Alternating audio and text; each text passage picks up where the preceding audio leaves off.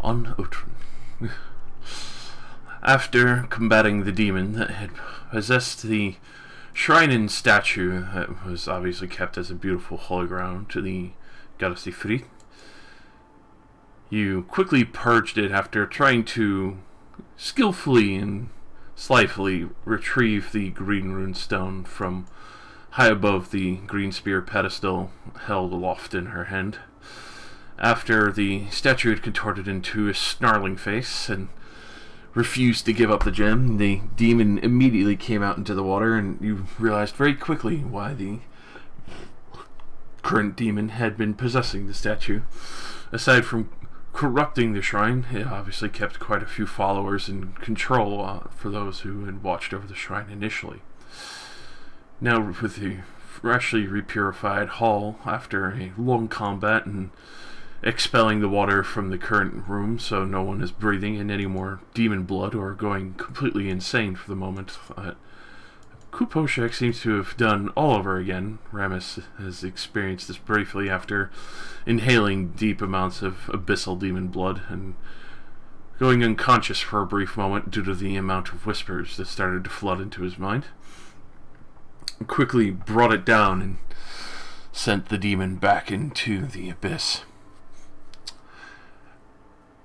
After this, everyone took a moment to catch their breath, keep the water at bay, which, even after dispatching many of the bones and Jin's intense battle with the bone swarm, the collection of ribs that seemed to want to consume him, his sister very quickly coming over and finishing it, especially helping his brother, her brother.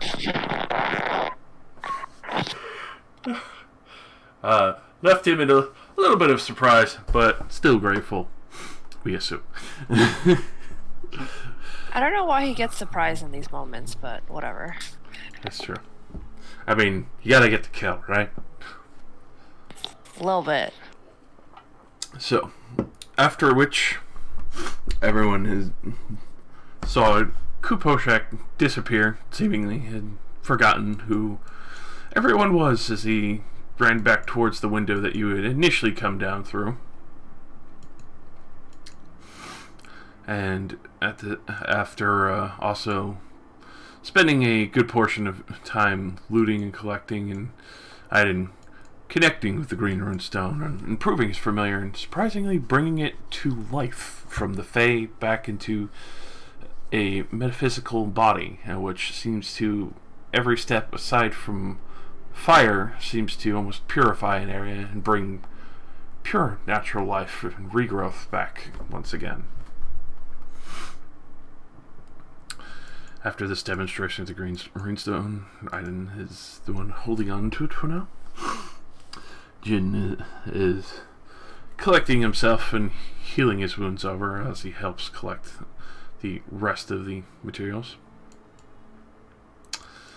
And which Ramus, as you do explore and see those rooms, you would see that there's one large sarcophagi along with a burial rite chest in that area to the south that you were just at. Right to the south? Yep. Can I see what it says? Can you read Giant?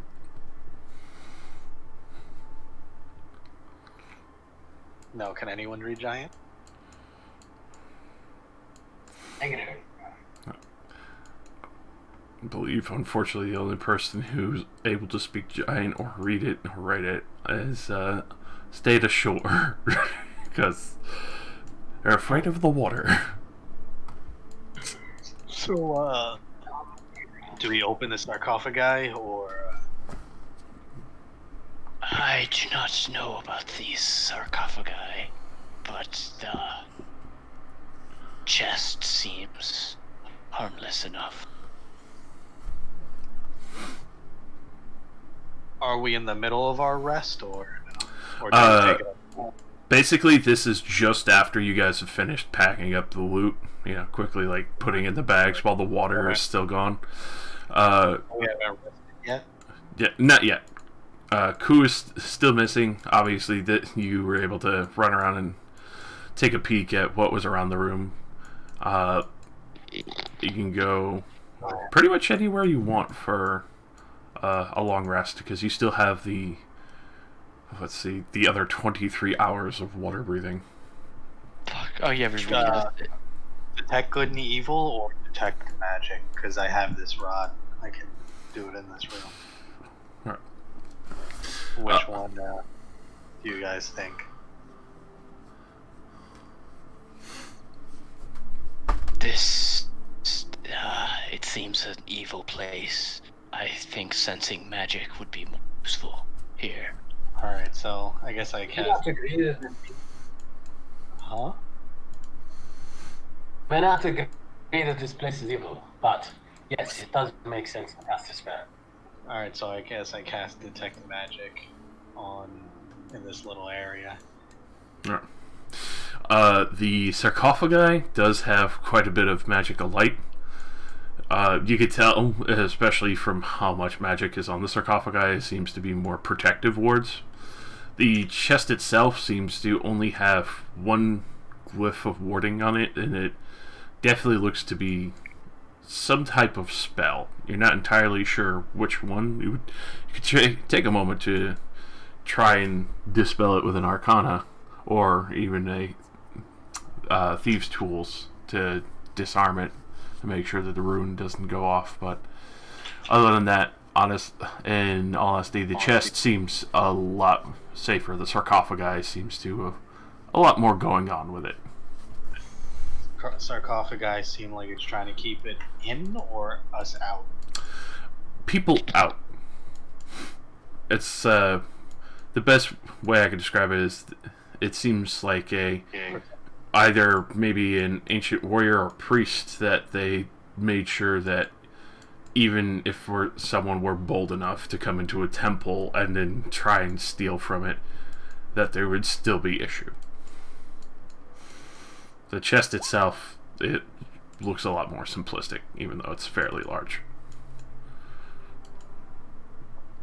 Alright. So, with that, you're able to disable the ward on the chest, to which, after a few heavy tumbler clicks, you see equivalently what looks like to be possibly the previous priest or priestess's effects. Obviously, whoever sarcophagi is there on the right, especially seeing this little hoard that you have now opened up to yourself,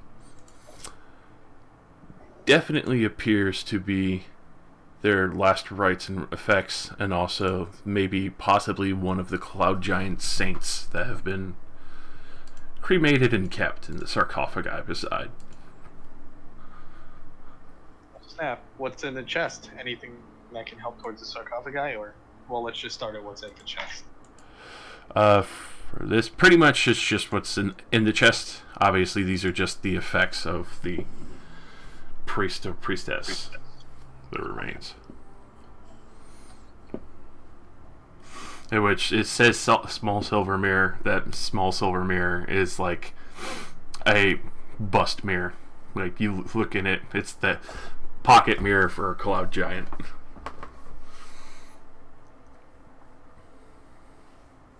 Gravity. It'd be. Oh, that's a cool scroll. Seems pretty cool. Is there anything in this glass scroll case? So, in the glass scroll case, Ramus obviously opens it up because he's a entrepreneur like that. Confetti blast you in the face. It was a confetti bomb. Get got. He opens it carefully and pointing away from himself. You pointed at Aiden. he opens it and accidentally gets hit with gears. Oh shit. That's bad. That would be fucking awful. Can we get a meme in the chat? After the jar with the black goo, he slowly opens it, pointing it away. Oh, no. But inside you would find a scroll. Obviously, from a divine domain. Obviously, this one clearly made out for giants, but it's still easy enough to tell as Conjure Celestial.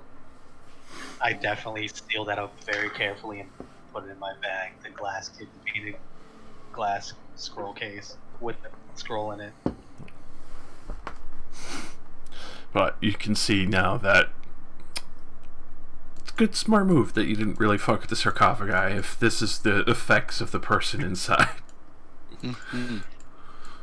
Yeah, if this person just reverses gravity and conjures celestials, maybe we don't fuck with their remains.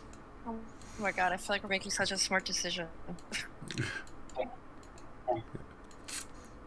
Just saying.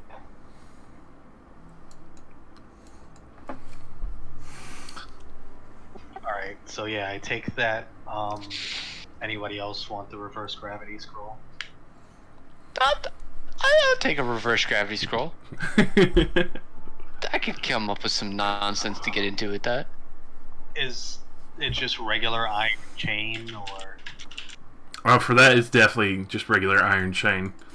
It looks kind of like when people go on sabbatical or, fasting, that they would usually in more fanciful ways kind of put the chains on or something heavy to carry around to show that they're paying their respects towards their deities.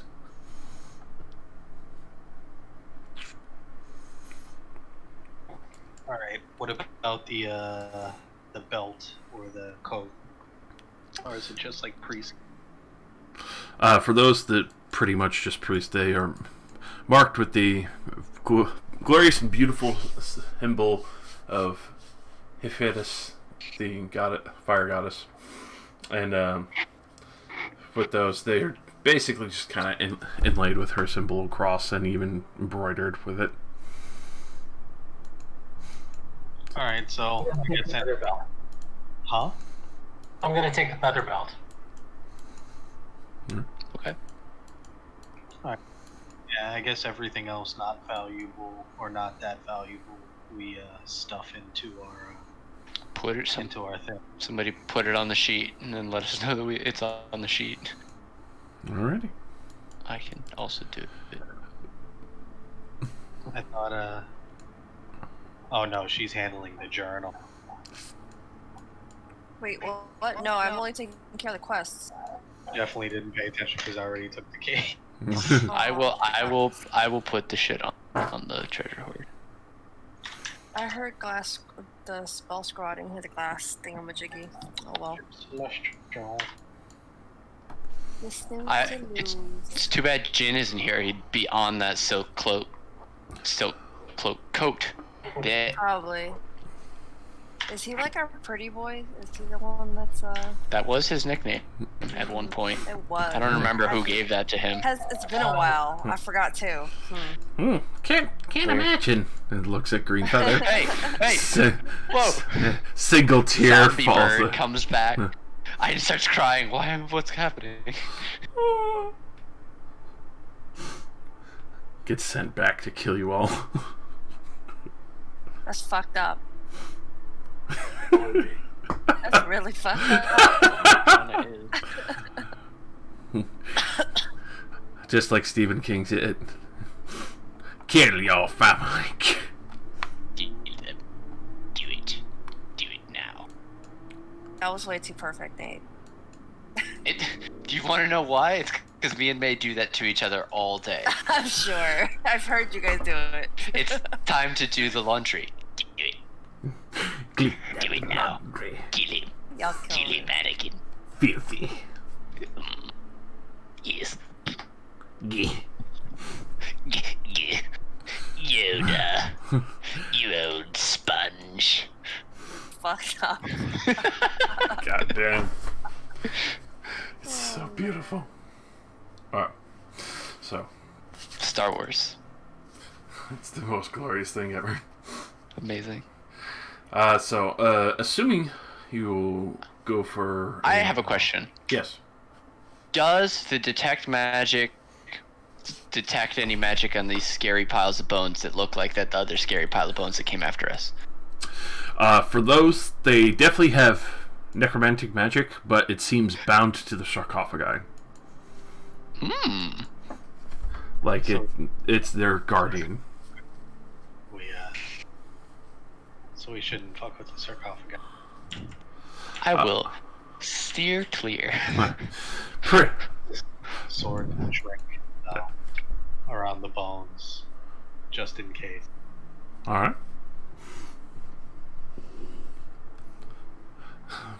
Rotonopar drinks very deeply and actually consumes quite a few bit of bones, especially for the ones that are no longer bound to the demon in the shrine, though there are a very large set of bones separate from them.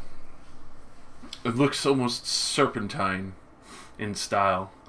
All the other humanoid bones finally crumble and fall to dust, like you've released them from a prison that they've been stuck with from the demon. The other one seems purposely bound here to protect the shrine. You don't get a malicious sense, even though necromancy itself, you know, would usually have a harsh stigma, especially for the undead. But you know that it's also part of divine clerical magics that heal and bring people back. Someone put before the necromancy stuff, like the bad necromancy stuff. Long before. The ribs and the spine and even the fairly large serpentine head shows that this creature has been here for a very long time and had been purposely kept in a celestial and respectful being and watch over the priestesses too. Is it Coatal? Good. I'll let you roll either, anyone, because the skeleton of that would be the only one remaining. The rest would crumble to dust.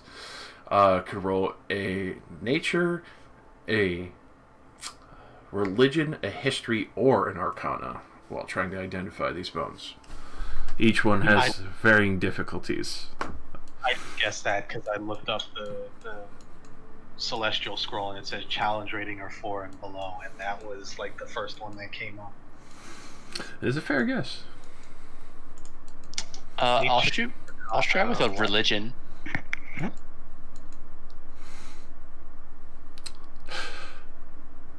Alrighty. Damn, you guys are both on point. So, both of you, good rolls. Both of you would be able to identify this as a rare situation of where it is a celestial naga that has been bound to protect this priestess's remains. In which you do know, especially from religious and magical histories, that a lot of nagas are immortal. Even when destroyed, they will inevitably come back to continue watching over their charge. Much like that in a way of kind of like a curse. So even if you were to destroy this naga, they would continuously reform and regenerate and follow to pursue their charge. Ew. So let's not try to open the sarcophagi. Yeah, for real. But you also know that they are celestial beings, usually employed by people of either extremely high magical talents that have been able to persuade the naga to their side, or usually of extreme stature amongst gods or demigods, and designated to look over charges that they respect or have earned the right.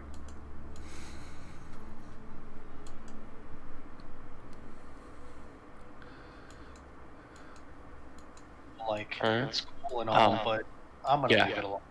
I would pass that information on to my party and agree that we should not disturb the slumber of the resting when not needed. Do we know what lies beyond this opening?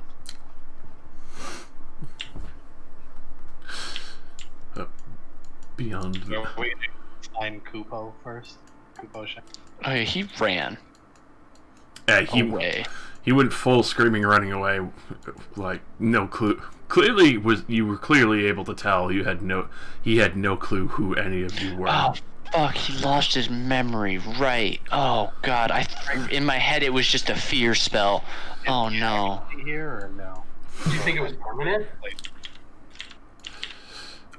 So for that, Remus, especially without the water or anything, you could tell where he is very easily, as he, especially in a panic state, looks around the massive vase around at you. So as he leans out, like, what's going on? Why am I here? Oh shit. Do you not remember anything? Anything? I don't know who anyone is. Oh my gosh. I saw the big, weird, hooked serpent thing. A lot of ugly, nasty water. How could you forget us? We've been through so many adventures together. Don't you remember anything? And you can tell he actually looks at you genuinely lost and confused. Oh my gosh. Am I? We went adventuring? So many adventures. Yeah, we've done a bunch. I can't recite them because I was intoxicated for most of them. But Sorry. you were there. Bless you. You were also intoxicated a lot, Koo. Could be a part of this. Do you really not remember us at all? It's me, Aiden. Come on, buddy. Mario.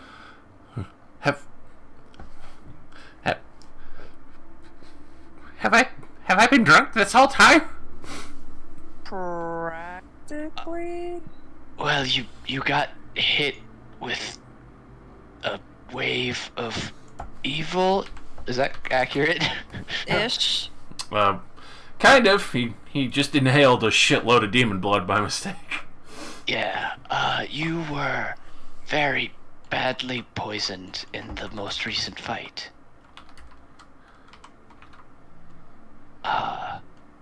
Yeah. Let me see if I could take a look at your head. Oh, that's not a good idea. Mm-mm. Mm-mm. I have some knowledge in the healing arts.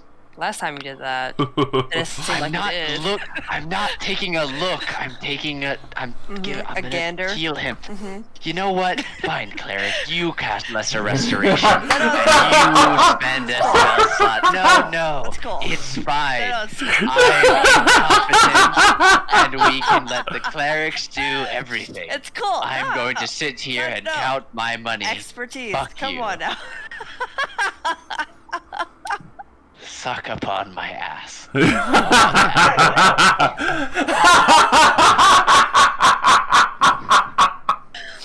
fucking hate you. Love you too, sweetheart. Go heal the man. I legit teared. Oh, fine. I'll do it. I can do it. Whatever. As he lays upon the pile of money. Right? Oh my Aiden's God. reading his new scroll. He's like, ooh, reverse gravity. Throw somebody off the I planet. clicked. All right. Well, I clicked it. I touch him, and I'm just like, gobbledygook. I hope you feel better. I hope it all goes away. That's Rain's magic word. Yep. Gobbledygook. Boop. What's your god again? Who's your Bibbidi god? bobbidi, fucking boop. Just let's get to it. Chop chop. Alice of the Wonderland. That's my magic. So as you do touch him and cast this and speak your prayers, you see him kind of lurch over and start retching on the floor as you see the green blood leaving his body.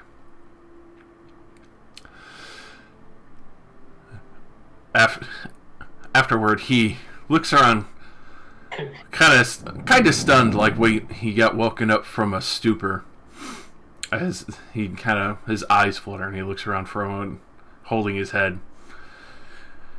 My head hurts so fucking much. Hi. Yeah, that's what happens when clerics help you. Wow. But like, it worked, right? I didn't scream in fear and like freak out. I'm just saying. While he counts his coins. Gosh. But you do see Ku look at you, not with confusion anymore, but he's still it's like, where'd the demon go?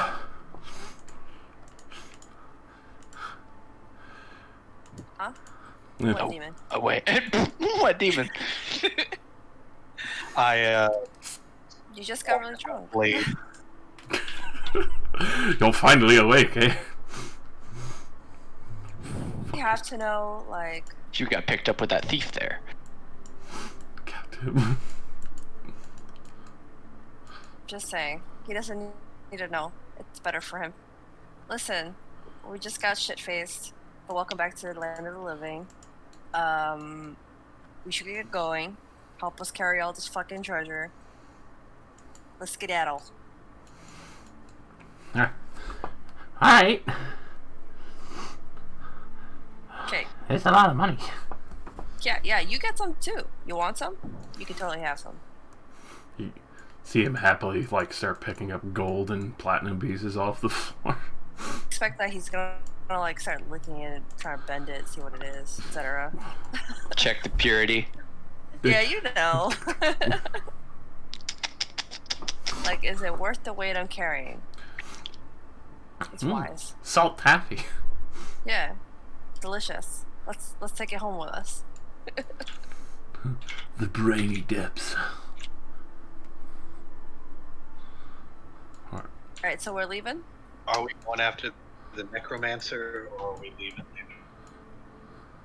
I do not feel safe leaving evil alone in this world to grow stronger. Can I just verify? Wait, did we come off the end of our long rest? Not yet. That's why I'm just asking if you're gonna long rest here Or leave. I think we should long rest here. Yeah, that seems like the safest place. This place may have been filled with, this place may have been cursed once, but now, I feel this temple is the safest place for us. Yeah.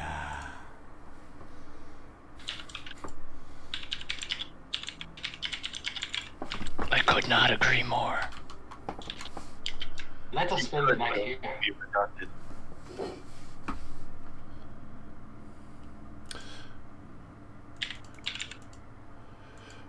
Alright, so you're going to rest in the In the shrine. treasure pot.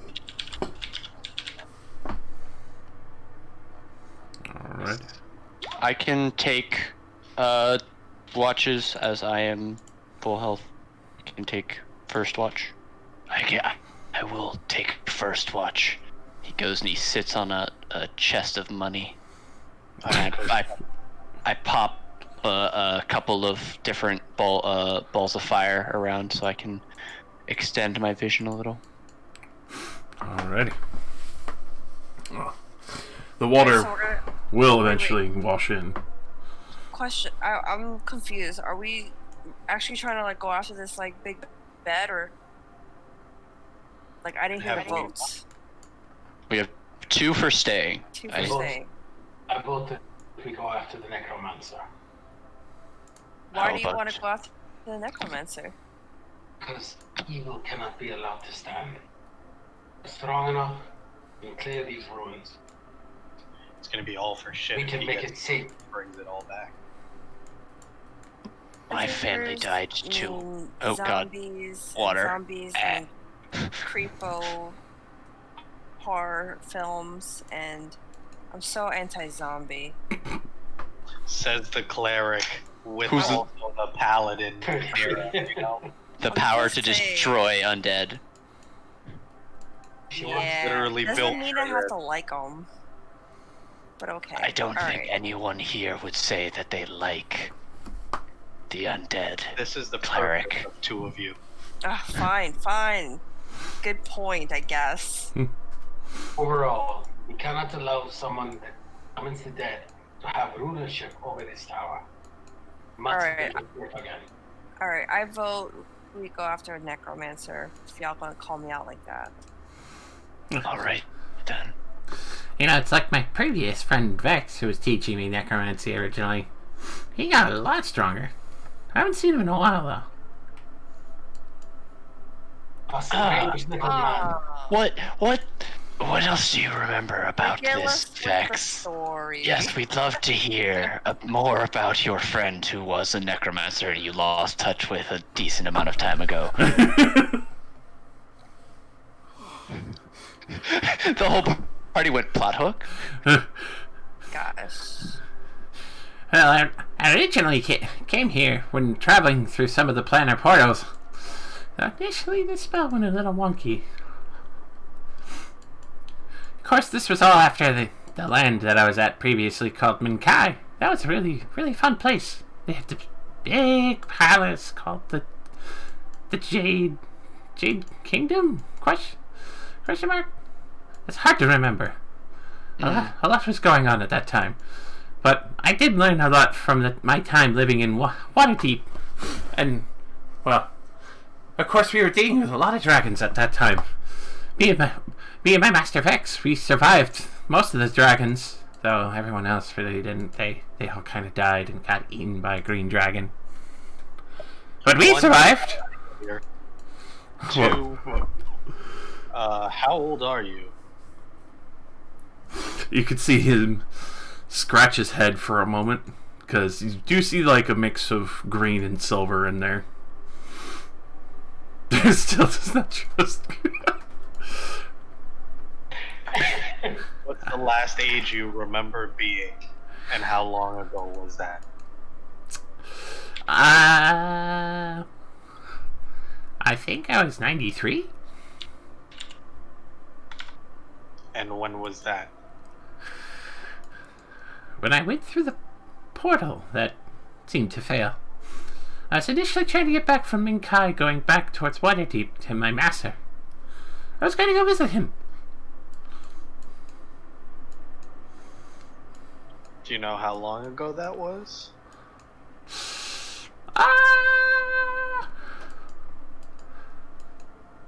I think maybe 4 years? I kind of lost track at one point. Things got foggy. But then things kind of weren't foggy anymore. I was traveling around with you guys. It's kind of like when my friends in Master Vex found me originally. I was buried up to my neck in the dirt. I was originally a guard in a caravan. So you've been doing this for a while, huh? I've been adventuring for years. Do you happen to know anything about sacred weapons or weapons belonging to runes? I remember coming across a few of those in this room. Not really coming across them, but stories about them. I think, And you can tell like a slight epiphany kind of strikes him. I remember seeing a blue one.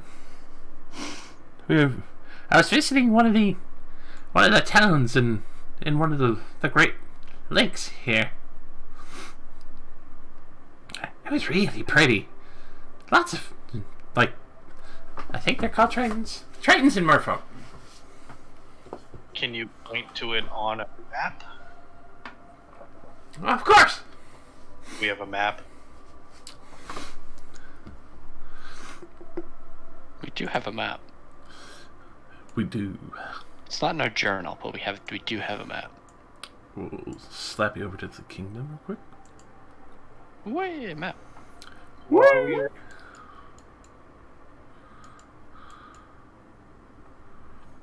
So right now, we're off the coast of Otren, right? Yep, you're just off the coast here.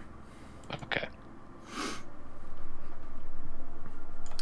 We heard about another one over in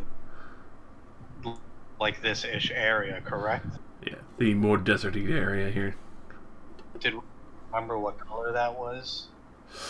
You heard that had belonged to the green runestone. The weapon was a glaive, as described by Ferber.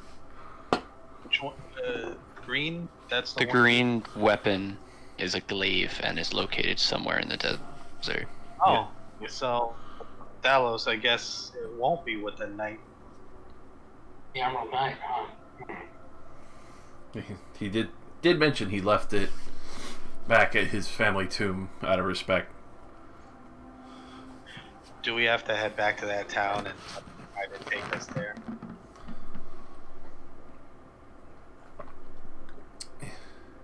Alright. Alright, Ku, where is the loop? He points out. Well, I originally came out in one of the other countries just over to the side, but I initially traveled all the way over to here, at Kolo, from one of the main rivers. We disembarked there, and then after that, the Tritons led us towards the center, I believe, right around here. I don't know why it's not marked there. So, But he points to the center here. Of course, in Shishupunikian territory. Like in the water? In the center of the lake. well, technically, we can enter it from Sprignina or Smanito. Oh, you Or want to go to your Shishupunique. territory? Oh, that's still. I know. I'm trying to avoid Shishupunique. Let's just go to the grand. I'm gonna not say douchey and say duchy of Cavia. So douchey. As everyone leaves, Otren entirely like, nah, fuck you guys, we're out. Wait! Wait! I'm gonna take the long ass pilgrimage around all the way around the long side of the fucking. Sarmatia? Yeah. I'm down to go through Sarmatia. Maybe then we can like go through this like short area of Shishpaniki. Like the border. You can even wrap fully around and just hit Or we- straight down into the Great Lake. We just cut a swath through a country because everybody in a rival country is evil. Yep. Automatic. So we just slaughter anybody we come across, right? That's a bit fascist, don't you think? What do you mean? I don't understand at all why you would say that. Alright, we Seems cannot be in the same group, incorrect. bro. Just saying, I'm out. Is that faster than going down to Anoso and then going through these two, Smenindo and Well, there. I'm sure Spinito is faster. If even looking at this, you do realize that even though it is in border territory or close to it, you do take note that the river does go all the way.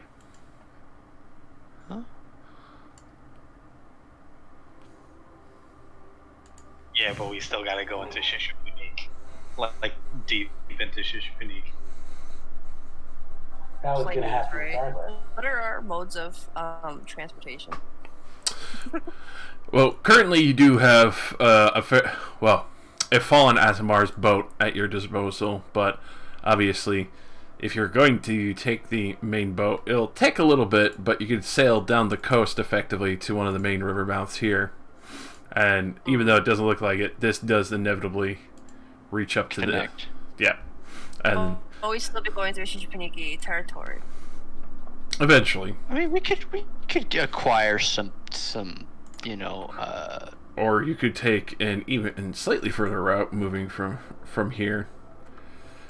Get to the main river mouth here, at the very small kingdom of Onso that's managed to stay at ends.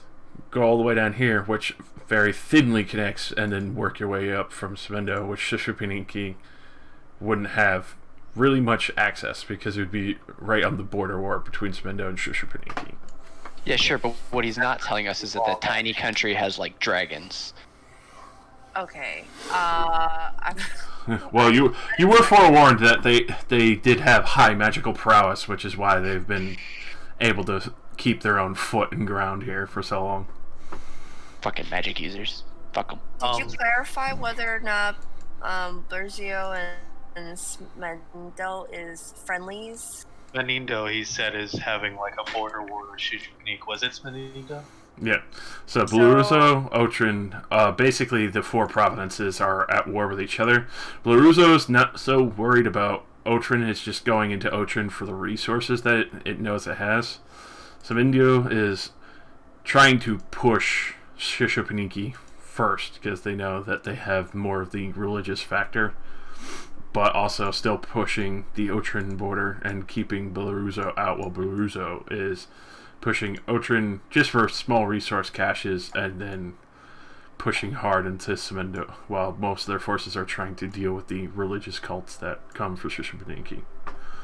So basically, there's going to be fighting everywhere. It just happens one of those is the main antagonist currently.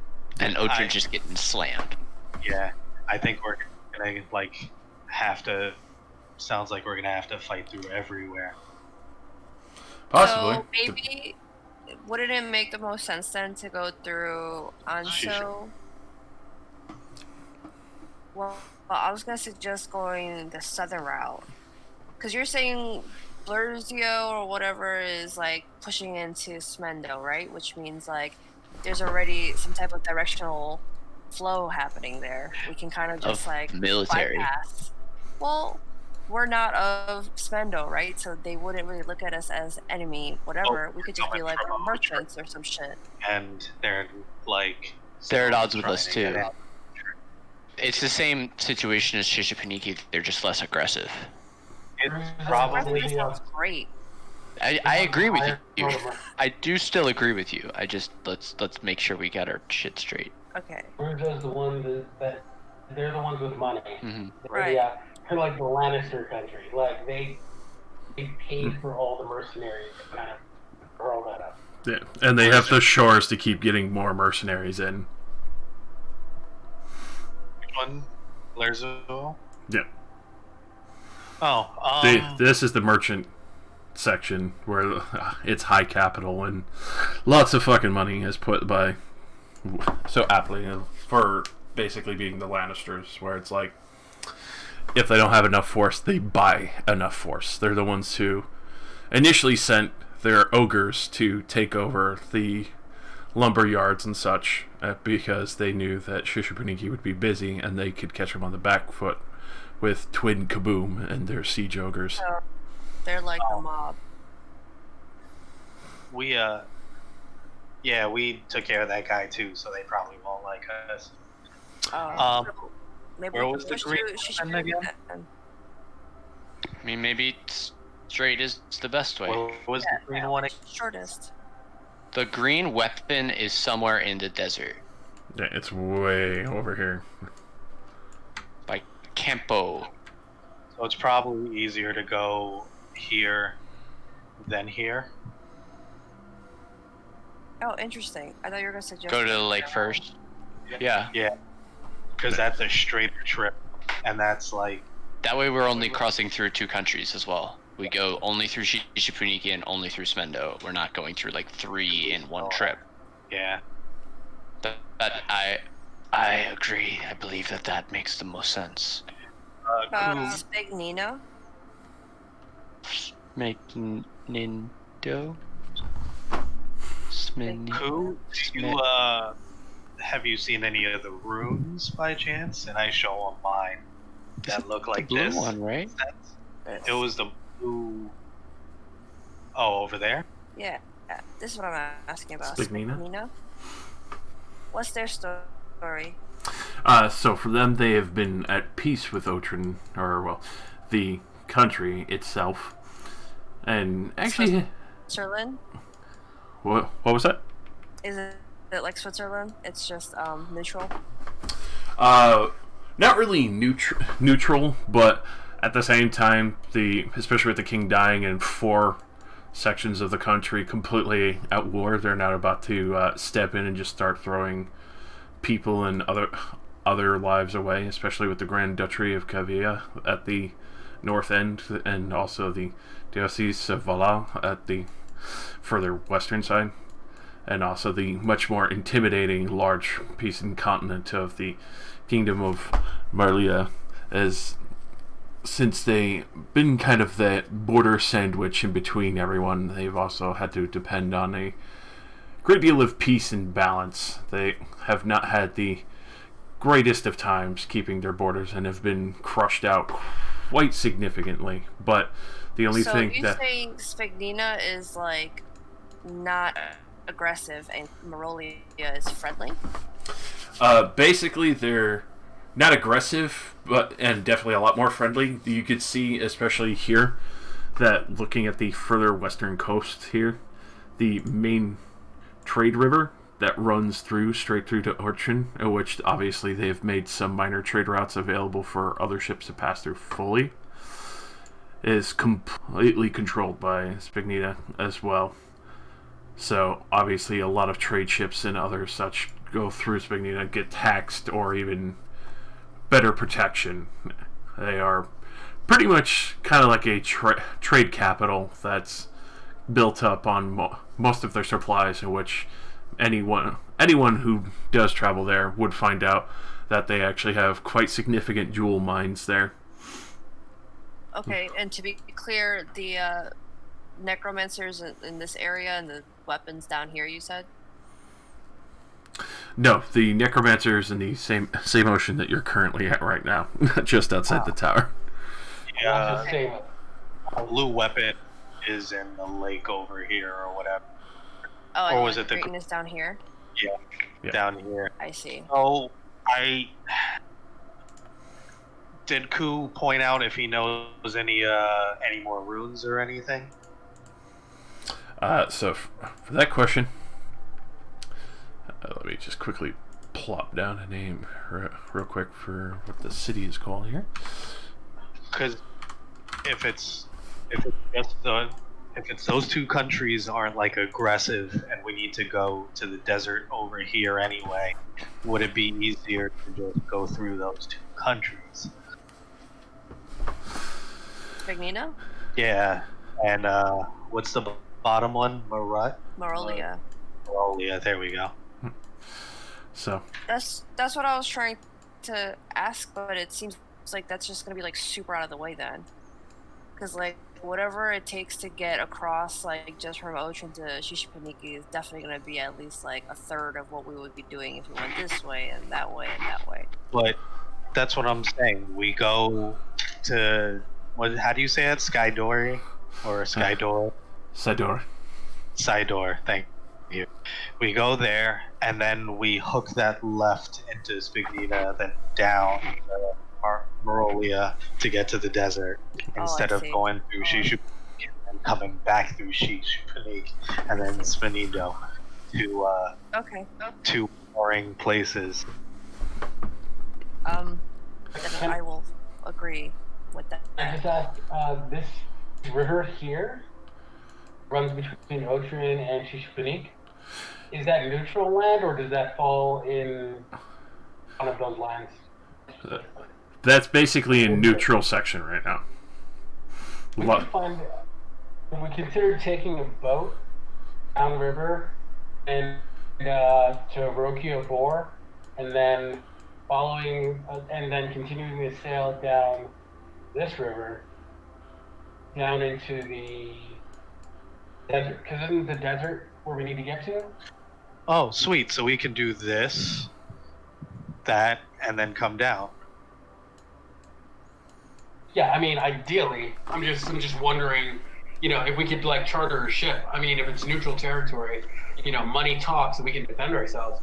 If we decide to go that way, I don't want to abandon Otren, considering we need to make sure it's safe before we bounce.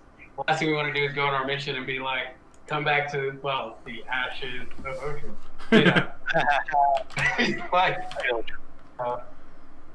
an idea. But we also have to get these before Shishupunik, who's actively looking for them and seems to know where some are trying to get them too. Yes, and him too. Yes. So we kind of do have to. I'd rather have them have none than two, and who knows if they have any more runes. Because there's one more rune? There's one more rune, two more weapons. I'd rather them have none than possibly already have one, you know? They seem to have come across 3 runes as it is, 2 we had to take away. You do know that they are adamantly hunting them down. Yeah, like if Shishupunik is doing what they think, I think Otren's been lasting this long. Maybe Spignina can offer help, since they are friendly, so to speak.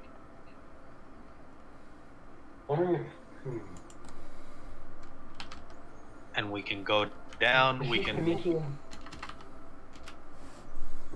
I was gonna say, if Shishipuniki gets her hands on the Emerald Knight, though, I mean, they'll be a lot less direct than we are. They'll head straight forward. You might want to try and grab that dude.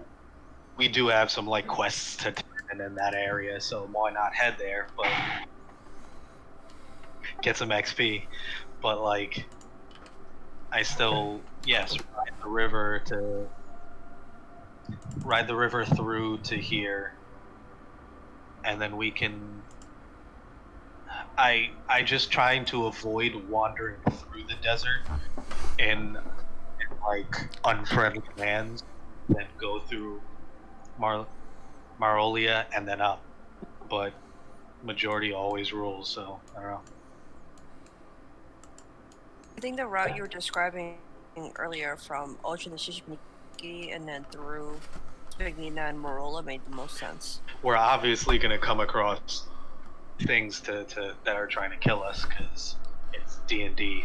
Is it always? But things trying to kill us plus several armies trying to kill us, I'd rather have just one thing to worry about. Oh, where's your sense of adventure? Mm-hmm. I'm kidding. We're in a town at the bottom of the ocean.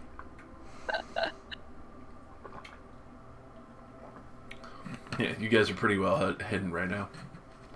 Bingo, bango. So it's majority, honestly. But that's my offering up the lesser and to possibly help getting way. That seems to make the most sense.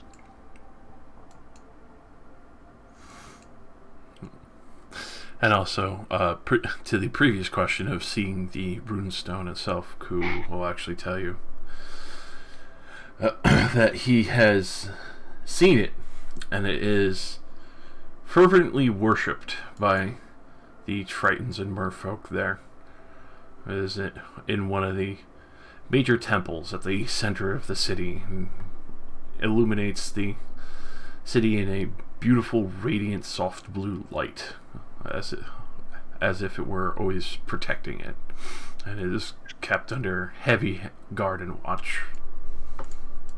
We have to thieve our way through this and possibly destroy area. So is it with a light source for an entire city? Yeah, is it the what's that movie, Atlantis? Oh yeah. Are we gonna take the sword and the whole civilization's gonna die?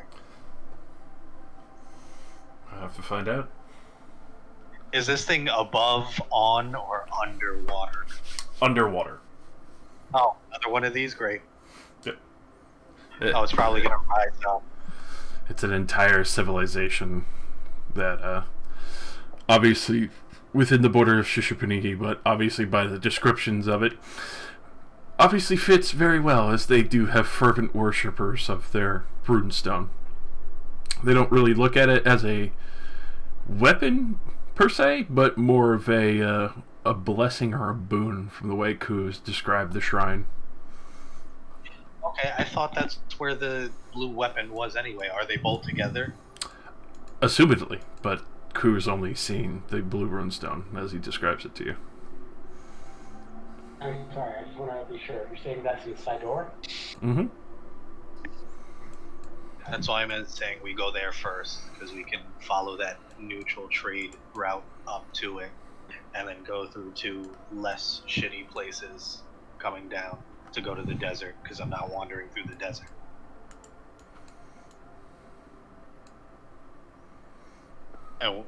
And we can get more info on the way, you know? We know where one is, or at least a runestone of one is exactly. And we can ask the Emerald Knight if he wants to join up with us again, except hopefully he got better at fighting.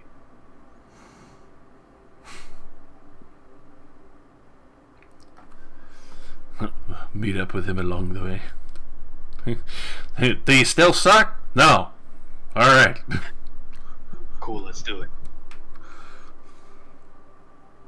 I saw you going off Dallas, did you? I couldn't hear.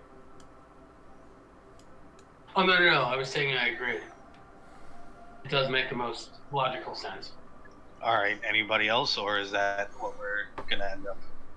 I mean, mind you, I still think we should check in with our folks at Otren and see what the situation is.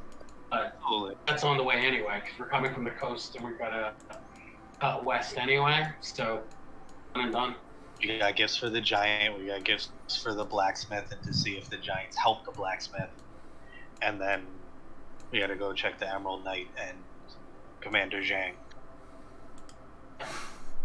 Which you still remember Commander Zhang had the forward outpost that you guys had cleared initially, or what became the forward outpost, what was previously a null encampment, along with your giant drunk friend. That's right. Yeah, Alrighty, so Alright. 4th. Wait, we still didn't settle. Are we going down to this necromancer, yes or no? Yes. What's up? Yeah? Okay, fuck it. Now we couldn't live with that kind of evil in the world, so. I want his loot, so yeah. Alright then. Yeah. Priorities He's great. supposed to be here in the tower, right? He is. Yeah, he's in a shipwreck just outside the base of the tower. Okay. How close are we to the base? Currently you are on the bottom floor, but just past the sarcophagi, which I can just grab you guys real quick. As I Don't touch me. Don't touch me. Not cool. Don't touch me. Don't, stop it. No, it's not cool. Why you gotta touch me? Because you got those cool hot rod flames. Clearly. Alright, wait, I completely missed it because I was thinking of something else. How far are we to the bottom? You're effectively at the bottom right now for where the shrine is. Okay. And obviously you got your long rest, as you guys debated out throughout the night. You'd initially go out the side turret, coming up to the top here, and looking out from here, which I'll bump you over again, you would... yeah, down here. Oh, there we go. Which, for the moment, I'll just make this emit light so you can see it, because you would see it still fairly. There we are. Oh, sweet. Can I try and command my sword to drink from here, or do I have to be like closer, or do I have to physically see? For that, Rotonapar does have to be closer. He does sense that the undead are near. When you look down at the ship, you see the one lonely-looking Sahagin surrounded by the 3 sharks that seem to constantly swim around the shipwreck, long forgotten.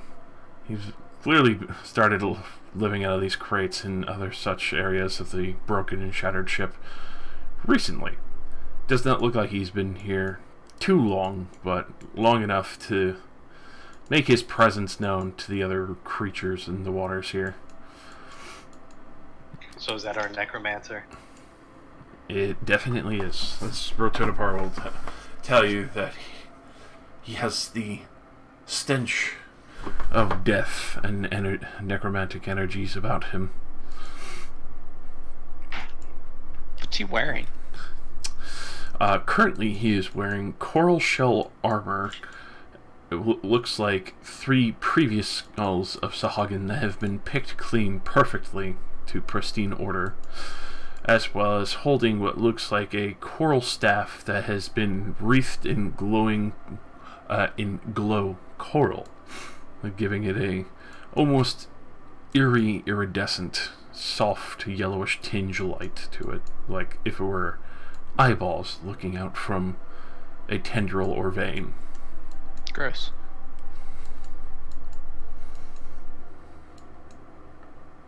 I mean, like, awesome, but like gross. Gross, but awesome gross.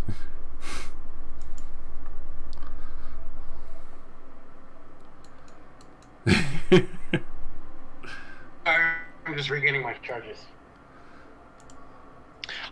I honestly forget to use the staff.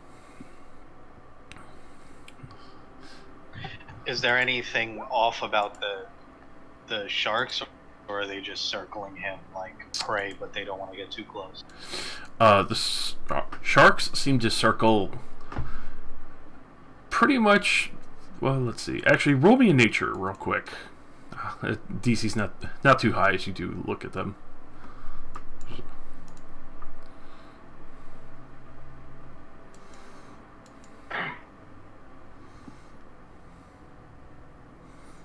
Oh. Yikes.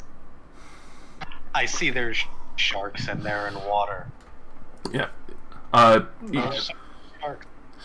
Yeah, you assume, because you've heard fishermen's tales about pearl divers and other people trying to go down to wrecked ships to steal stuff before, that sharks occasionally just kind of hover around the wreckage, usually just they're looking for any schools of fish that might try and hide in them, or good snacks like octopi and such.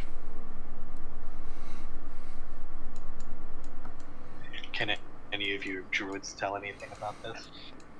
Anyone can roll nature. You all can see this as they're swimming around. I'm gonna take a check.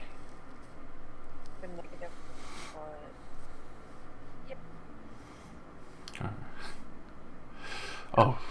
Oof. Man, we're doing great, guys. In I our don't know natural much about habitat. underwater. In our natural habitat. Fuck. Oh. I don't know anything about underwater forests. There we are. There's too many people spending too much time on dry land here. Oh my gosh. Can I ask how deep we are? Currently, let me double check. So 1, 2, 3. You're 260 feet below sea level. Are you shitting me? Oh my god. Sorry. Is there any other life around us besides the sharks? You do see schools of fish. You can even see in the distant shimmers and shadows. It's very intimidating because it makes you realize how small you are in the world in a way, especially being out in the open ocean. Quite a small school of whales swimming by. And Okay. So nothing out of the ordinary. No, nothing really outlandish. Than Sahagin down below with the 3 sharks seems to be the most of it, and the rest seems to be just natural sea life. Okay. Obviously, looking around for the other creatures that you've encountered before between the marrow and such, you don't see any real evidence of them. It seems they have either taken off or, obviously, between the fighting, chased each other far, far away from the tower and the shipwreck.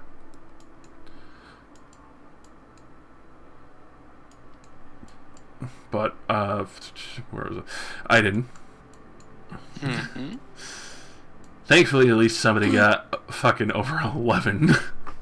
Hey, I'm your guy. And of course, it's the fire druid of all things. Yeah, man.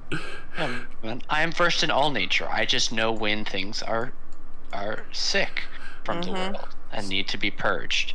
So ritually with fire. Blood for the blood god. You know that, especially for sharks this large, especially being predators, that they would not be just casually swimming around a shipwreck like this constantly with another two competing for food, unless it was a more bountiful area, or you would actually, or if you saw like a larger school of fish hiding in the ship that they were just waiting for. It's very easy to tell that these look more like, in short, kind of like watchdogs for the Sahagin. Okay. These are most likely under his command. Yes. Okay. I do not trust these sharks. They are not acting of their own nature. They will warn of our approach, I think. Agreed. So how do we Let us not give them something that will grab their attention. And with that, I cast pass without a trace. Can we double pass without trace for a plus 20? No, sadly not. Spell Are effects you like sure? that do not stack. What if I said pretty Go ahead. As much as that it would be cool, it would be really fucking broken, but we would have permanent plus 20 stealth for everything. Dude, throw the cherry on top. But oh goddamn. But yeah, unfortunately, especially with spell effects like that, it even states in the basic rules guide that if it's the same spell, they do not stack automatically.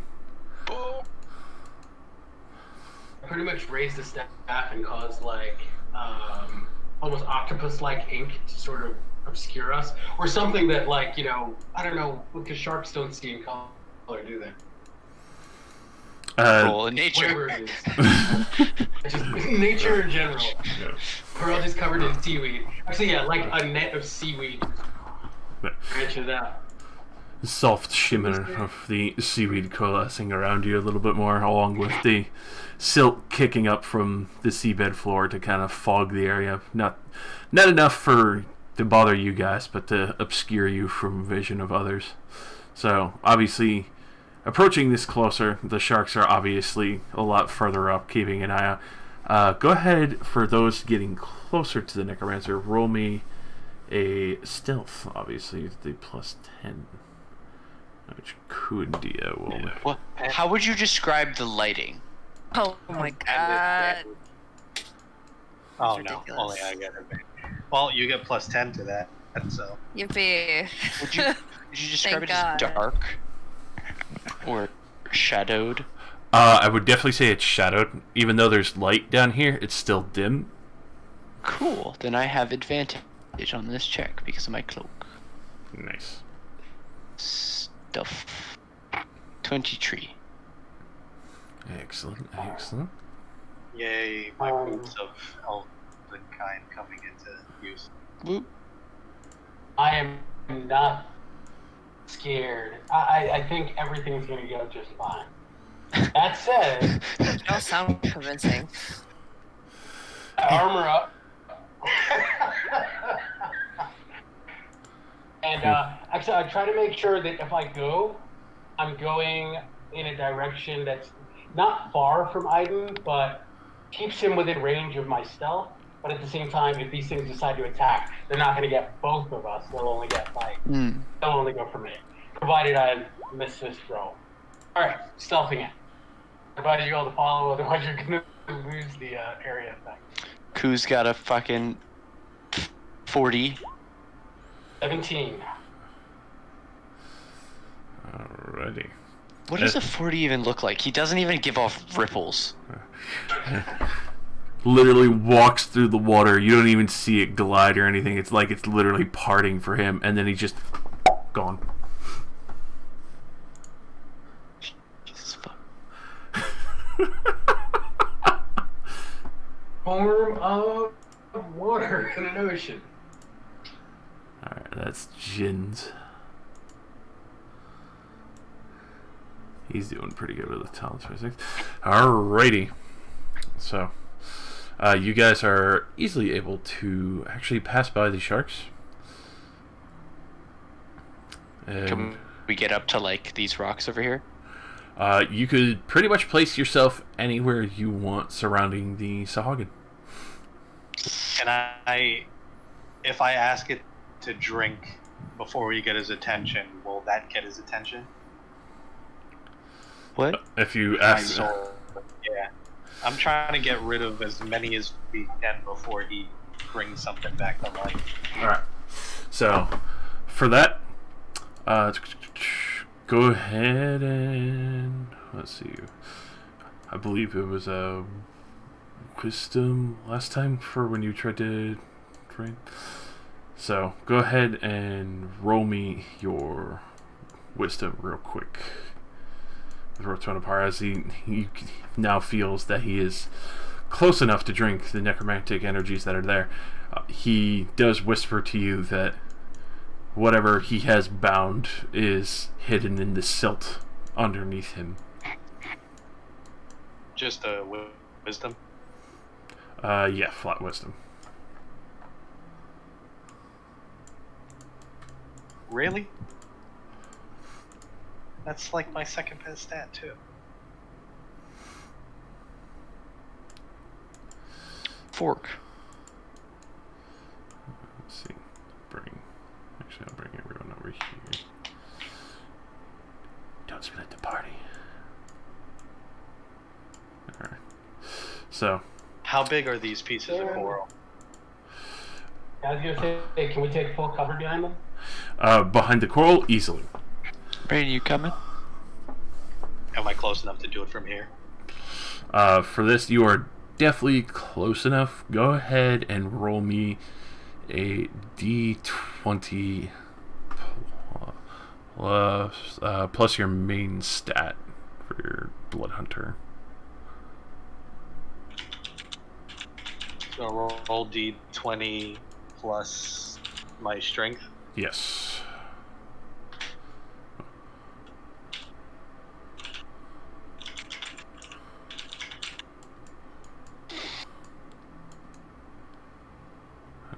Thankfully, you were close enough for Rotonapar and you to be able to. Wow. Oh my fucking god! It's one of those nights. All right. Oh. Well, 20. Plus, plus 19. You Oh. rolled a 1. Yeah.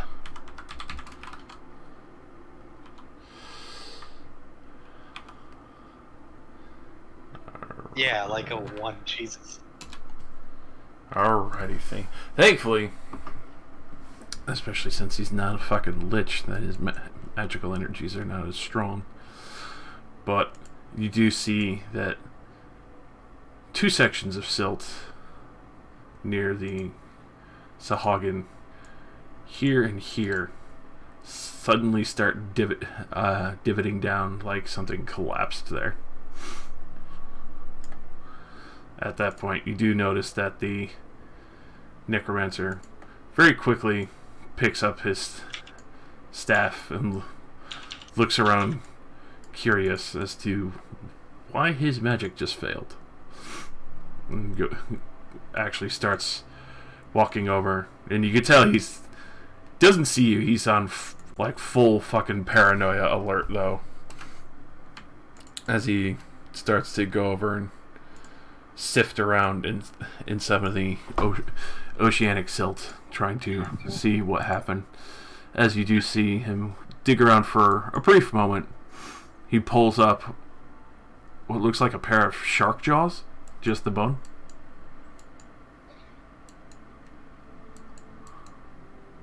Can I summon, what are they, shadow fiends? The things that the sword? 3 shadows. three shadows, are they like actual shadows, or are they shadow creatures? Are they intangible? Are they solid? They are shadow creatures. So let me quickly pull that. Is there a link for those? I'm about to get you your good old shadow boys.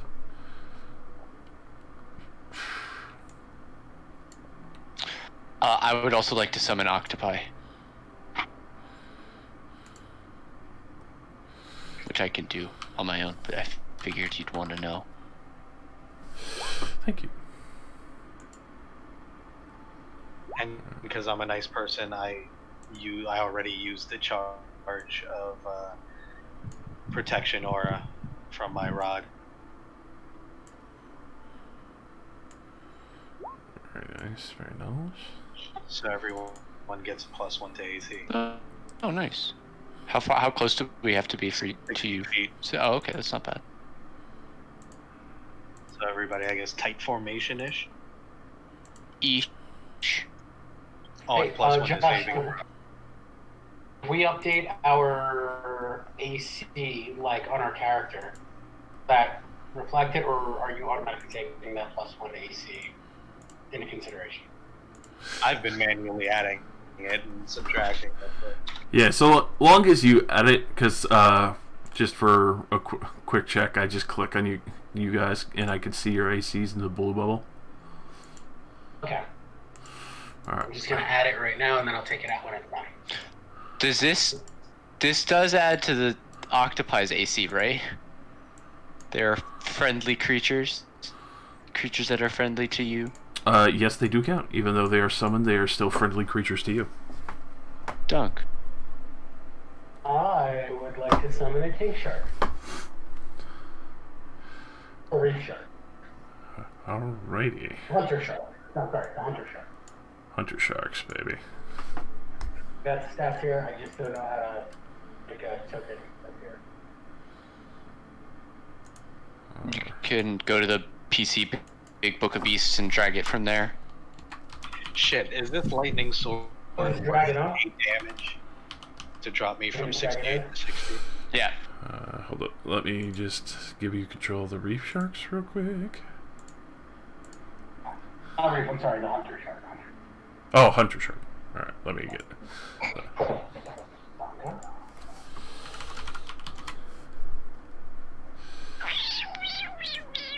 I think I have all these wonderful PDFs to pull up real quick. Alrighty.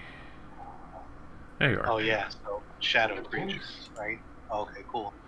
Yeah.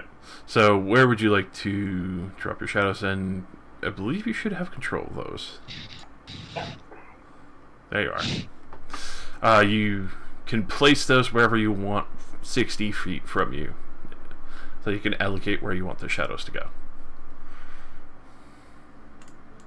And obviously they'll be acting on their own initiative. Do they, when I put them somewhere, do they like blend in as shadows, or? They literally look like normal shadows until you call upon them to attack. Can they look like the shadow of something else, or no?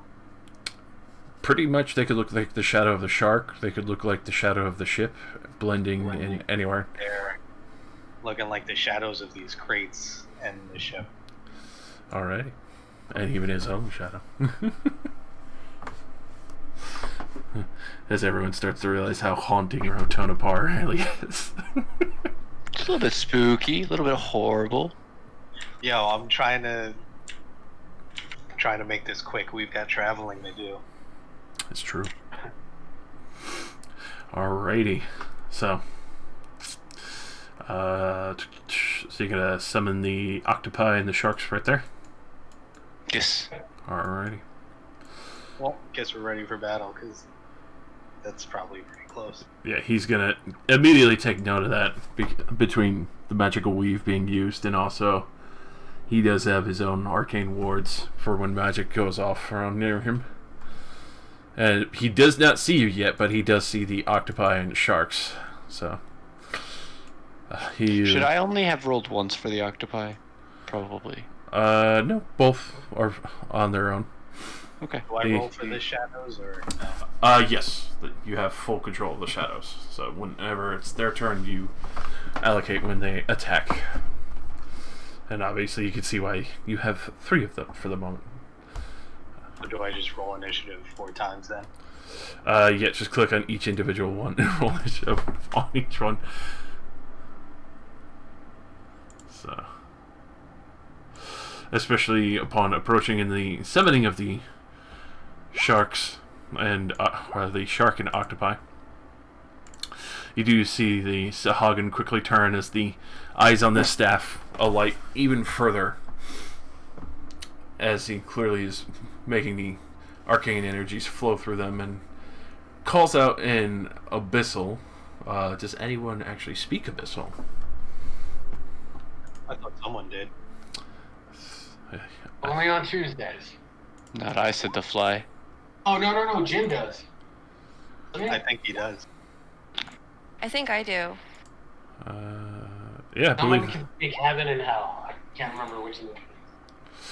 But you hear him immediately call out, and you can tell this person is in complete paranoia, especially for being banned out here. Yeah. Who's there? Did the Triton send you? I know you're stopping my magics, but my master will return. Oh boy. So I'm going to imply that I turn around and explain this to everybody, right? Yes. Okay. Gobbledygook. Now you guys know. He's trying to revive his master. We're fucked. Dude is fucking tweaked. Like a motherfucker. Can they still pile on, or since we already rolled, we gotta, like, we're in combat now? You're in combat now, because unfortunately the shark and the 2 octopi kind of blew the surprise cover on that front. Alright, cool. But not too significantly. You guys would still have advantage on your first attacks, because the only thing he can see is the octopi.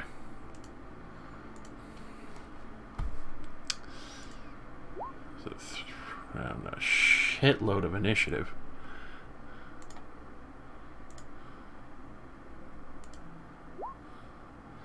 Oof.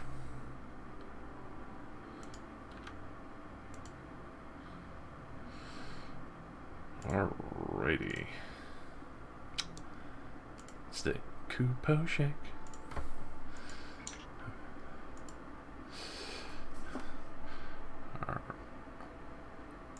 Get that one out of here. There.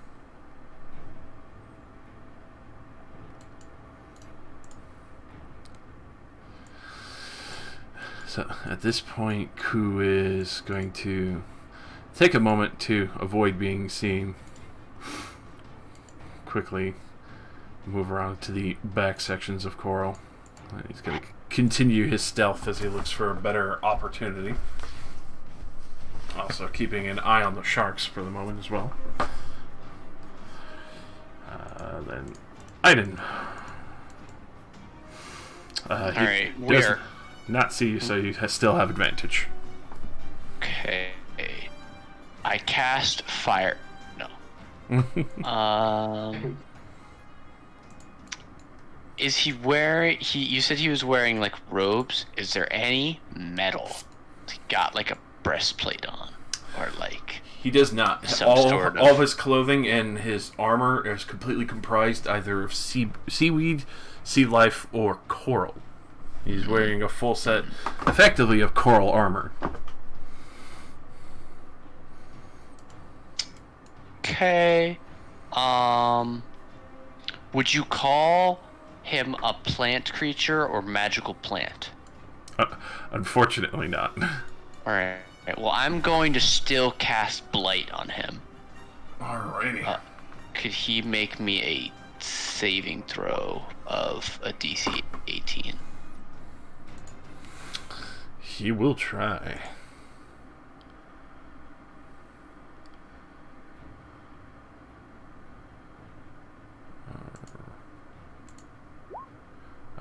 he definitely fails that. And he, especially after the calling out and hearing that, you see a huge amount of blackened blood just starts spilling out as the body starts shriveling down. And he does not look good at fucking all. Aiden does not say anything. He literally just lifts his staff and releases this huge cloud of black, like, energy that washes over this guy and just doesn't say anything. He turns to the octopi and telepathically orders them forward, and that's his turn. Alrighty. First shadow.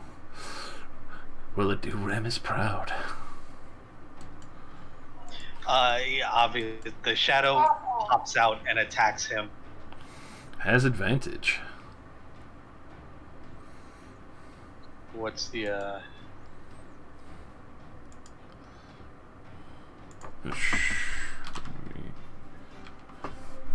What's the damage roll? So... Oh, there. So, in the sheet tab for the shadow, you can just click on Strength Drain. Oh, sweet.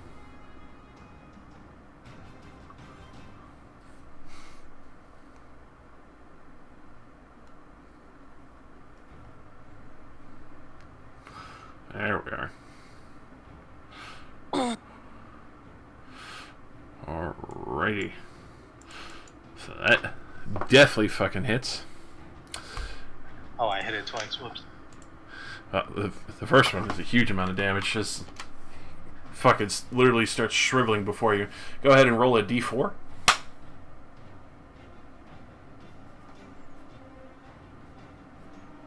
Alright. Nice. Good lord. So this guy, you literally see him like spewing blood out of his body as his face is literally shriveling from the blight that I hit him.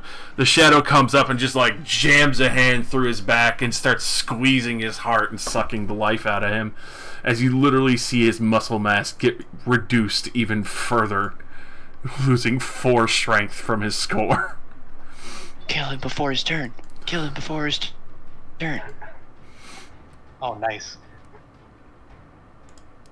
Oh, if they kill him, it becomes another shadow. That's pretty cool. Mm-hmm. Return to park and drink them all. Alright. Dia is... Let's see. You can't fire crossbows and such underwater. What does she do? She's... Use your foul language. She's gonna get up on a rock and ready an attack for when the sharks come nearby, just to make sure that they stay off the group.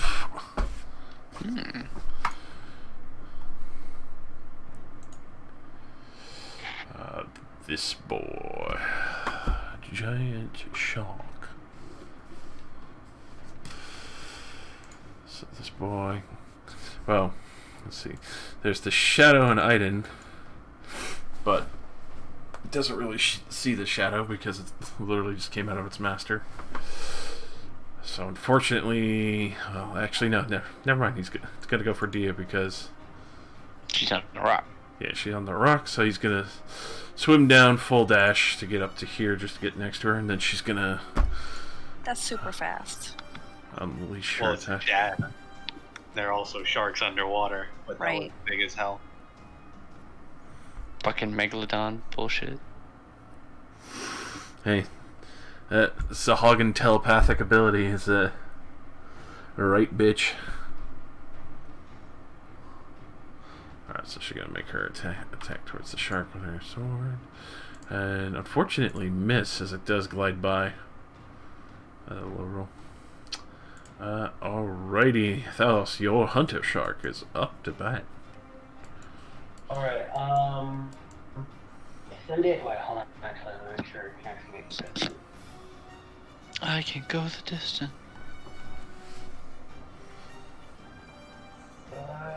That does bring within attacking range, correct?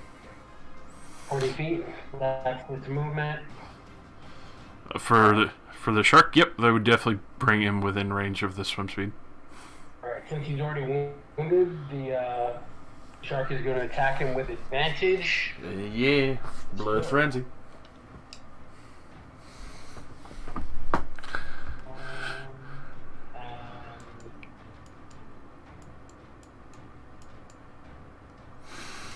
That definitely fucking hits. Alright.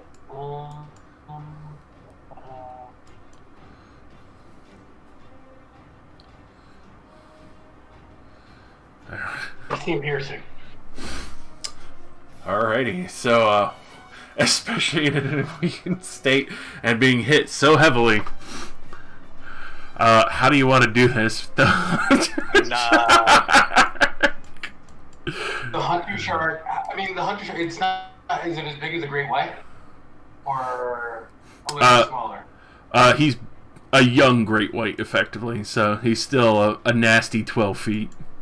Okay, well, considering how small this guy is, the shark swims at him full speed, opens its jaws, and takes out a chunk, 3/4 of his entire abdomen, and swims right past, leaving him gape at the hole in his torso. Fuck.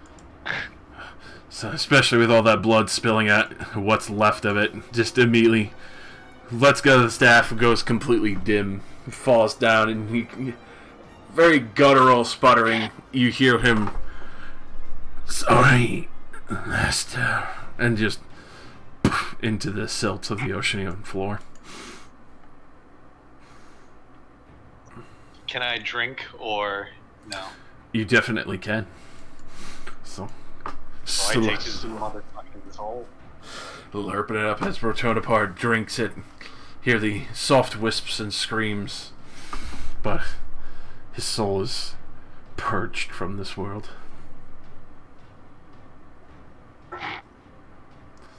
Alright. So, now to the next, would be the next shadows, as the sharks that were still on guard are there now, and full attention. But they are still just sharks.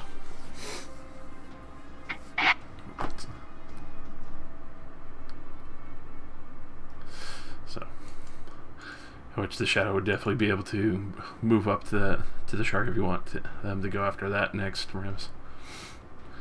The big ones are your enemy. This little guy is the one who's your friend. Which is still pretty fucking sizable, really. Alrighty, what that?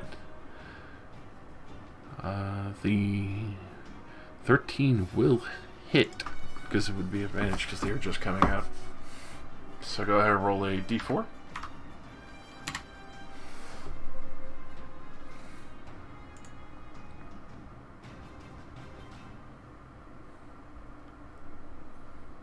Alright, he's at him. -2 strength.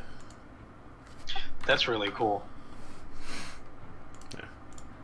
That's pretty good for like the big physical guys. Hell yeah. You thought I was fucking you with the health for a moment, didn't you? And then you started seeing the ability. the fucking 16 health, but realistically, fucking D4 strength drain. Fucking disgusting. They only need to hit once, that's it. They already fuck up so many things for him. Alrighty.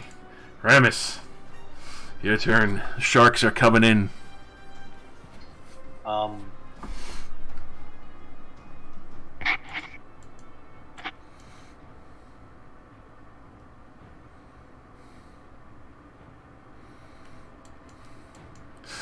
Joining Dia on the coral reef. Yeah, I can't get far enough for advantage, can I? Unfortunately not, just because it would be, yeah, right on the other corner. So you'd have to literally be on the opposite square over here. Alright, so I try and make some sushi. Alrighty. Shark sushi. I'd eat it. I'll be down. Shark fin soup, baby. It's delicious. Those all definitely hit. Good shit. Holy fuck.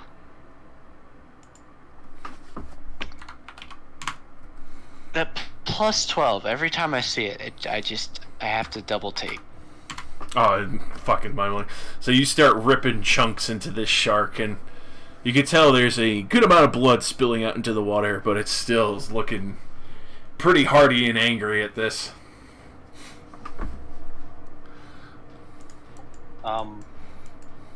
Yeah, that's it. So then I get all defensive.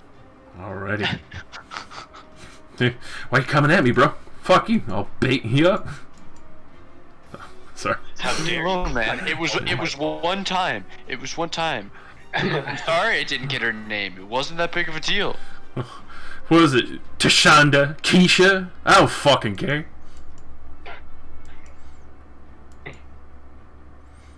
Alright, giant octopi. Giant octopi. Which one? This one. How far is this shark from us? Not far enough, buddy. Octopi begins squidding its way over and is going to attempt to tentacle attack the shark.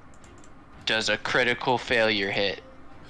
Unfortunately not, as the shark is now looking at him like a tasty fucking snack. He can fucking try. Mari. That's that one's turn. It's a battle older than time. Shark and octopi. When you put them together, you get a sharktopie, and everyone shits themselves. I think I saw Especially that on the sci-fi sci-fi channel. movie. Yeah. Y'all known each other too long. Oh god. Alrighty. So. That's that one's turn. But a moment, my good men, as there are hidden boys. But No, stop!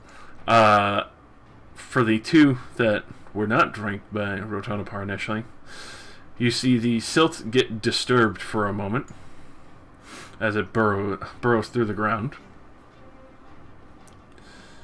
And then you see it pop up and lunge at the shadow that was killing its master.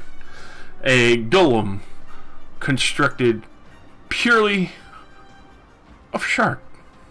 Jaws and bone, that's all. Just shark jaws. Oh wow. Being that the dude was in control of the sharks dead, can we, like, the ones that we obviously didn't try and turn into shark fin soup, can we turn those on our side? You know, two druids, hint hint. You definitely can. Like I said, they're just regular sharks.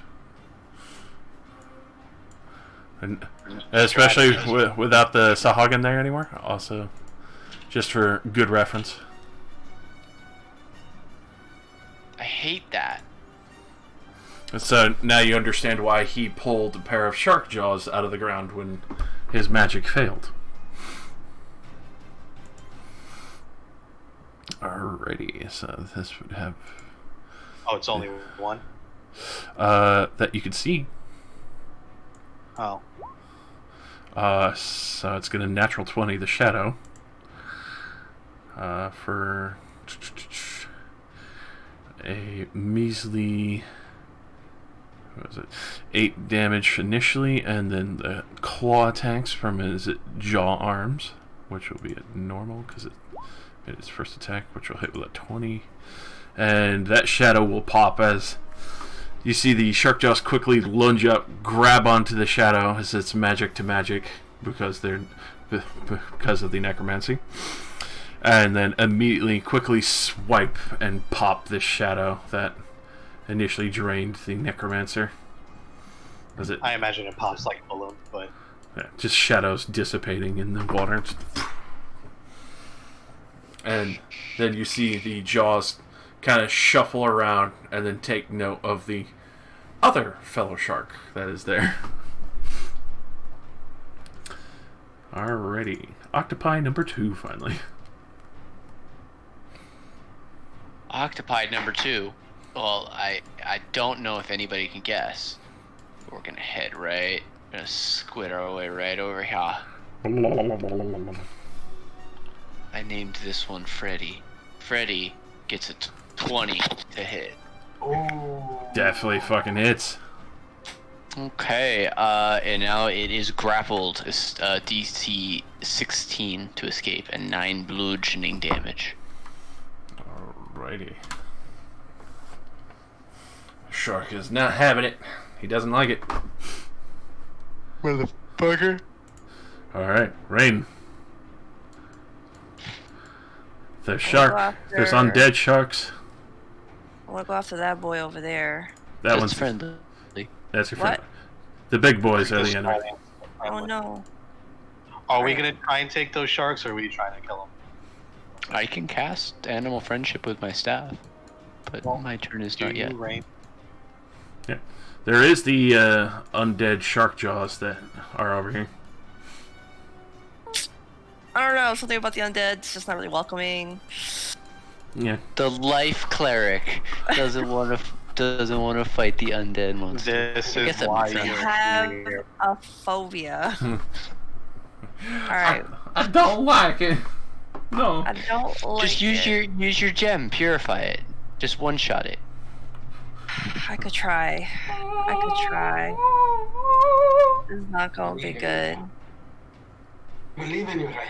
If I'm like here, could I still reach him with my Heartbreaker, DM God? No, you would have to be right next to him in melee. Gotta be touching tokens. I don't want to touch them. Ugh, that's the thing. What's the max that we can move again? You can move 30 feet, so 6 squares. That's what I thought. I believe he's just out of reach, but you do have other means between spiritual weapon, guiding bolt, and all that. You are correct. I will guiding bolt that guy right there. Fire away! Oof. Oh shucks. That's not gonna do shit, is it? Unfortunately, that will not hit. As it cascades past and boofs against the broken mast. Ah, that's disappointing. I'm gonna move closer to my brother before I end my turn. Alright. 4, 5, 6. Yeah. Alright. Giant shark boy. He is grappled, so it would be disadvantage, but he is still going to try and bite the squiddly.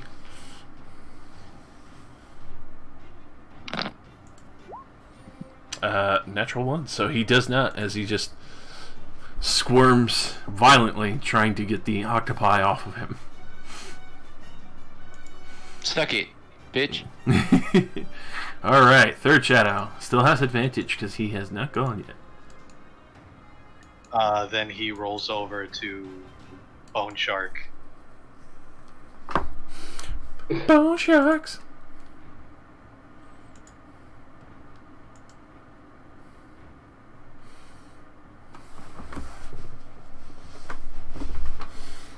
Oh, double clicked again. Alrighty. So, as the shadows quickly grab onto this creature, suddenly realize that even though the necromantic energies would drain that of the necromancers or other living beings, this creature is completely unaffected by necrotic energies. Aw. As it itself is the undead. Do I get any of the damage or no? Unfortunately not, because Shadow's damage is completely necrotic. Oh, well, fine.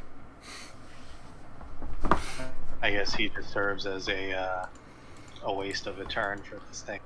A fine snack. Alrighty. Thalos.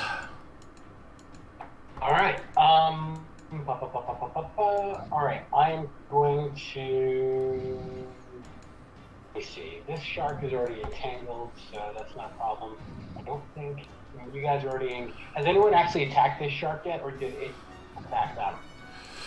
This one's been heavily damaged by Ramus, as well as the shadow draining part of its health. The one above it is completely untouched. Okay. No, I can't make it within 30 feet of that. So... Yeah... I'm going to use my Wand of Lightning Bolts and fire on the bone golem. Or the shark bone golem thing. I'm using 5 charges on this bad boy. Alright. Whoa. God damn.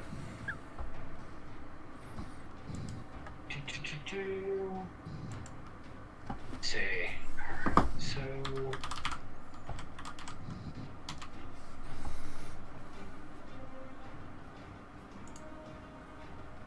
so those 5 charges, I think that's an additional... So I think that's 8d6. 8d6 initial, 5 charge. That would put it up to 11d6. Holy hell. Alright. Okay. And for sucker, underwater. Jeez.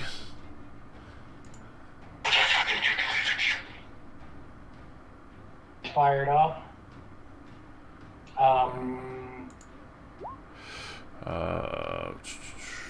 So with that, Get a save or? yeah, Yeah, it's DC 15. Sorry. Yep. Just rolled the dexterity, so I got a 19, but it still takes half, and you bloody it as literally half its HP was still blown away. If it didn't barely dip away, especially with its spindly body already, you could tell that probably would have annihilated it already. Let me roll the one behind it. That one saves, but you also do blow away the silt and fry the one behind it for half of its health as well. Where's it? Shit. So, Yeah. you got a nice fucking collateral there. Fucking Alright. hell. I was unaware. Okay. Alright, at that point, I'm actually moving a little bit closer. I can take a defense, and that'll be it for me. Alrighty. The Hawkjaw skeleton is going to... it's going to immediately move up to the shadow. Immediately try and take this boy out. With another natural 20 for the bite. So, initially, and then claw. Which that's enough to pop this boy with a hefty 20 damage.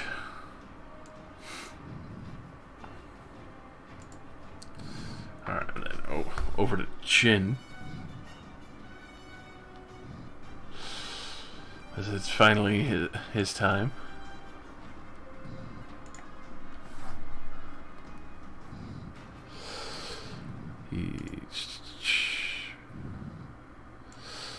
He's gonna join everyone up on the Rock of Truth. Start trying to end the shark beside everyone.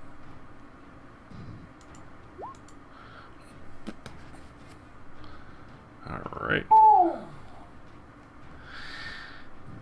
Definitely stacking on a fucking smite with that motherfucker. Nice job, Jenny. So, Branding Smite, double Hell deck. yeah. 2 Branding Smites, effectively. So, total of 16 for the Smite alone. And then a long sword, and then dancing sword. Well, the dancing sword unfortunately will miss, but as he immediately starts cutting through this shark, and sending scorch marks all across its flesh as he starts rending it left and right. You can tell this shark is definitely not in a good way. He's not feeling so good. No, he is not. It does not look like he wants to have any more to do with you guys.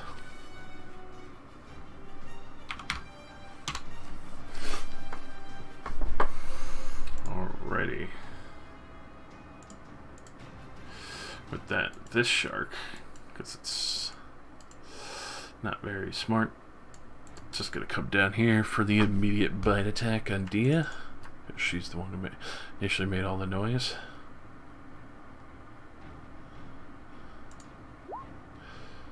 And we'll just miss her as it goes to bite down on her and only clips her plate armor any closer, and you could tell it would have been her whole arm. Do that. That Ku is going to shimmy swim on up top the rock.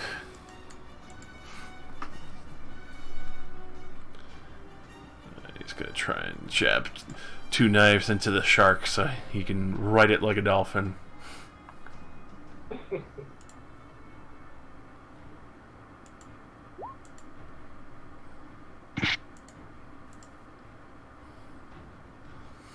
Alrighty, and then this. Alrighty. So he manages to sink his daggers into the back of the shark. That one not looking too happy with that current situation, especially between missing Dia and then immediately getting shanked by the world's smallest lunch. Alright, Aiden. Okay. So both sharks are engaged. I'm... Otren, this is...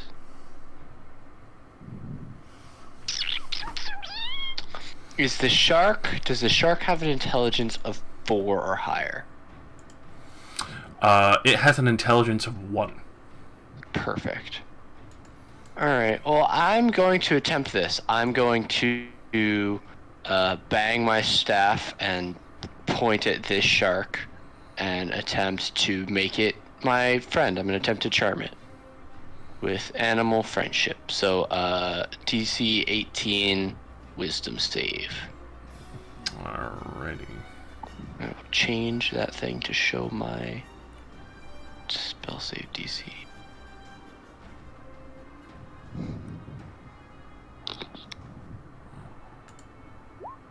Alrighty. So, even though Ku shifted in the back tail fin for the moment, you could see as it seemingly starts to turn and start trying to swim away from your friends as you get its attention and definitely have it fully under your control. I would telepathically say to it, that shark meat next to you looks really tasty. And especially hearing in simplistic replies of Predator, food. Yeah, food right there. It's already bleeding quite a bit. With that, Shark meat. With especially the very simplistic sense of the mind, you could tell that the blood frenzy is already starting to get to it with that much blood spilling out into the water from the other shark. Perfect. All according to plan. Alright, cool. It is charmed for 24 hours. Alright. I'll put a little heart on him so everyone knows that's a friendly bite. Aw, he's our buddy. I'm gonna stay where I am because druids do how we do from a distance. Hey. What? You don't want to go hug the shark skeletons? I'm good. Thank you for the offer. Alright. Just figured it out. Figured out you, but fuck you very much.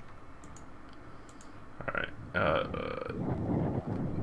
Dia might steal the other shark on the other one. Motherfucker. Yep, just barely. Manages to kill that tasty looking shark to the side. Which that shield. I assume you told everyone that that one's friendly with you now. Yeah, I let out a mental blast when I was making it my friend. Alright. Or when it succeeded. That's the deal. Hey guys. Is that what the heart is? Yep. Yeah. He's our Okay. buddy. Hunter shark. Thalos' boy. All right. These bone golems that are approaching, or that have revealed themselves, are they letting any sort of substance? I mean, they're all bone. They're not really bleeding when we damage them. Nope, they're just all bone. They just when they crack, you can see marrow. Okay. What about the shark that's been actually, that's. Yeah, that is just a regular old shark boy who's entangled by octopi right now. Alright, okay, so no advantage, but the shark is actually going to move into an attacking position here. He'd still get advantage. Blood frenzy stipulates if a creature's injured. Oh, okay, alright. Cool. In that case, Alright, perfect. That definitely hits. alright, It's shark on shark jaws. Alright, solid 13 rips another pair of bones straight from the skeleton shark jaw. You can see it's hobbling around trying to keep its form cobbled together. The energies that bind it are starting to fade. okay, that'll be it for the hunter shark. Alright.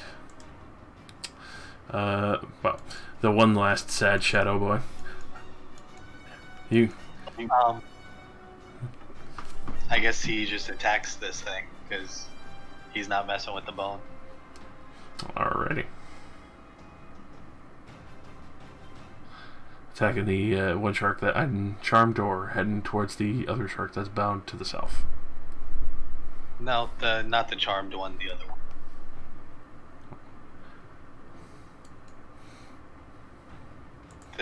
This one right here isn't friendly. Is friendlier. Is the one not? Yeah, that's the one that's not friendly. All right, yeah. So he attacks this shark. Alrighty.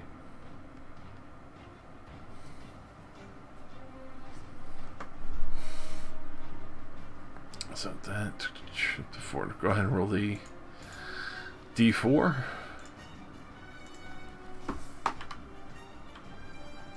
Jesus.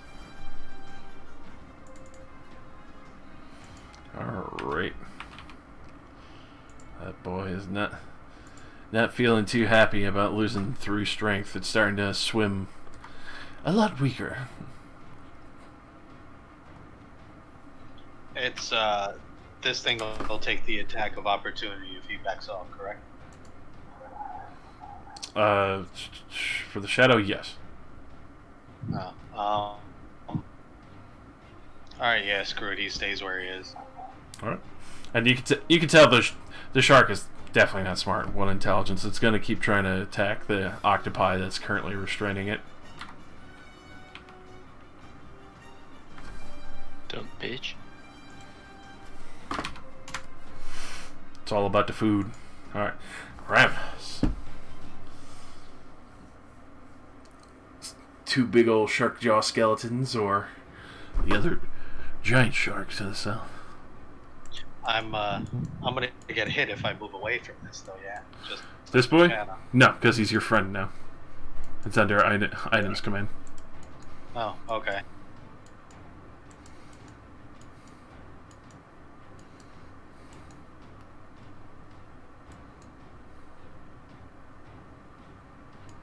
Oh, my screen's frozen. That's why. Hold on. I'm reloading it. Ruh-roh. Oh, that's not good. I was like, why isn't he moving? Guess roll 20 fucking froze.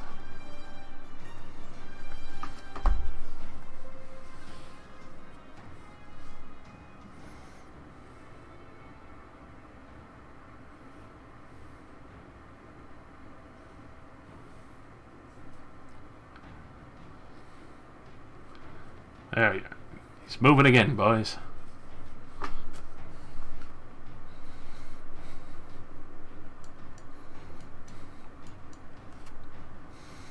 Alright. What would you like to do? Gotta go clean his clocks. Alrighty.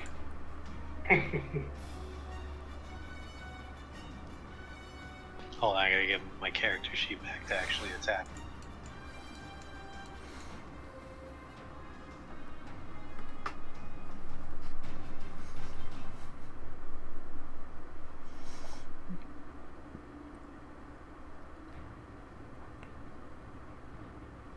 Alright, so I take three swipe.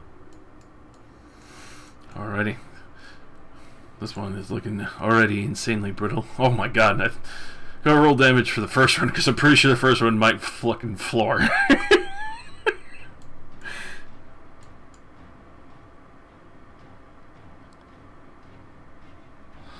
Alright, yes, especially following suit and charging in with Rotonopar as it's drinking in more of the energies. You easily bring it down and shatter this one with one swipe very quickly. What was that, 35 feet? You would be in range of the other one. You would be able to step 2, I believe.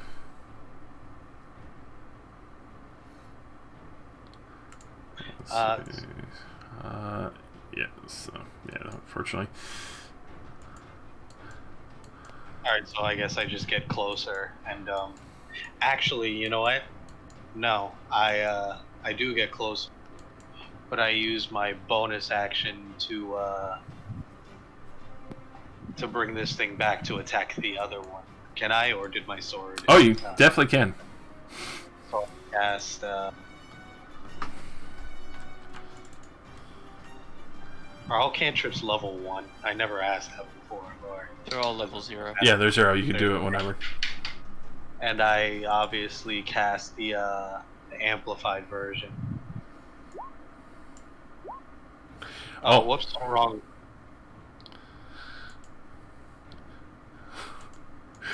Alrighty.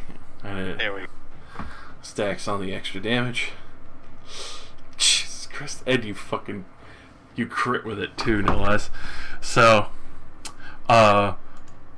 exactly as planned, as you charge forth Ramus, you strike this creature down, but especially manipulating it with your blood magic and Motonopar with magnificent ease.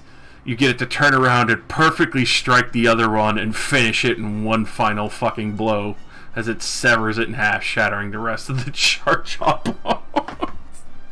Strategy. Wow. Alright, Rain, you wanted to go. Let's go. Fuck, dude. Fucking calculate. That was amazing. Jesus Christ.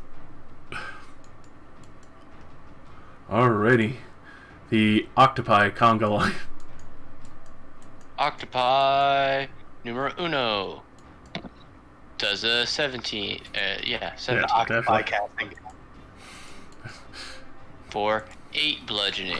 That is the one that was not already restraining it, so it also wraps around the shark. I don't know how that affects the save to get out, whether or not they have to make it twice, or if it's like with disadvantage to break both at once. They would have to How you make wanna it roll twice. that? Because they would have to Okay, break cool. each creature's grapple. Fun. So that's that one's turn. And then on the other one's turn, Death grip. it's gonna get a 24 and try and rip its stupid fin off, because only stupids have fins. And it's gonna roll 14 damage for almost max. Alright, this shark is getting literally strangled. Awesome. I do enjoy when the octopi get to single somebody out and just fuck them up. It is fucking savage. Yeah, that's fine, Ring. But I don't know if you want to do your turn real quick, or do you want to She's just... already gone, unfortunately. That's fine. I assume the kids. But let's see. I'll assume guiding bolt for the easier side of it. Nice. So, at a distance. Oh my god. I feel like our guiding bolt is cursed. It's unguided for a guiding bolt. Alright. It's just a bolt. Shark tries to bite one of the octopi. Will finally hit the top one. I'll reduce the damage. It does 26 piercing as it manages to get one of its fucking limbs in its mouth and starts chomping. And then Thalos, which obviously at the end of this combat will end here for tonight. I'll dole out Luton's XPs. Alright. Right. I'm gonna hit this thing with a. How does it look? Is it almost done? Does it look like it's almost done? It is not bloodied yet, so definitely not past half. But Okay. you can tell the octopi are keeping it thoroughly locked down. Okay. In that case, all right. I'm gonna hit it with an. I'm gonna try to hit it with an ice dagger. Test it if it lets me at level 3. Alrighty. That definitely hits. Alright. Assist at second level or higher. Cold damage increases by 6. So that's going to be. Alright, so 1d10. And it's going to be an additional 2d6. I'm just going to add that in as well. 2. Alright. And I need... An additional 5 cold. Alright. And I need the octopi to make me dex saves as well. Both octopi or just the one? Both octopi. Okay, I'll go top then bottom. Crit fail and an 18. Alright. So they... Well, it's not too bad. They both take the 12 damage from that, from the initial burst. Okay. Alright, and then Jin, following suit, as he charges forth for honor. Gonna fling his sword out there to try and fucking smite this fucking shark.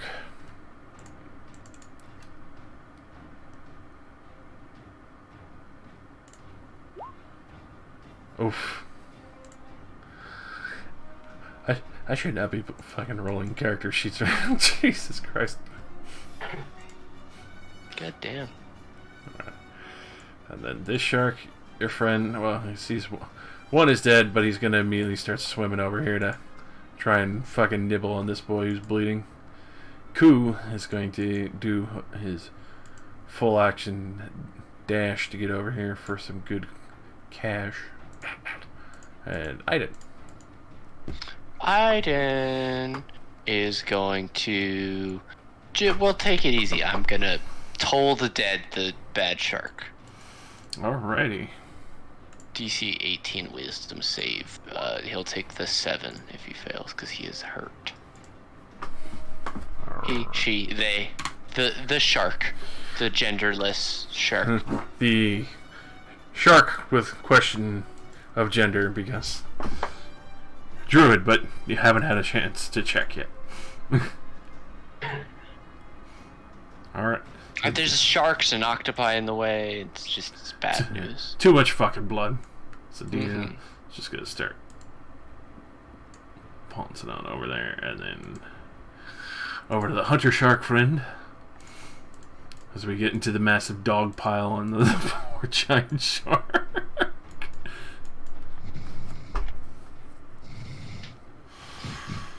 Yes, spend your turn attempting to break out of my grapples. There's 2 of them now.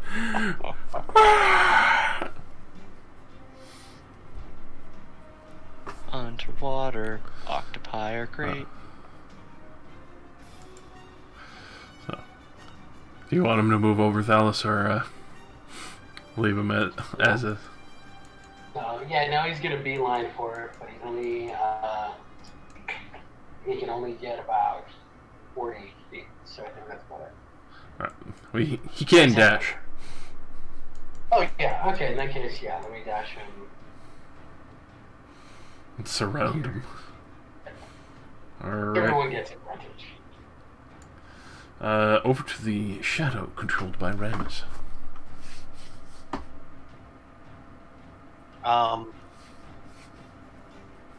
Can it get that far? Let me do it. It's 65 feet. It would have to dash over to there to get into position. It's not really doing anything. Can it just, like... Be dismissed? Yeah. Yep, you definitely can. You just, like, delete it off? Yep. Just see it, as you dismiss it, drink back into Rotonapar. Alright, and then I guess I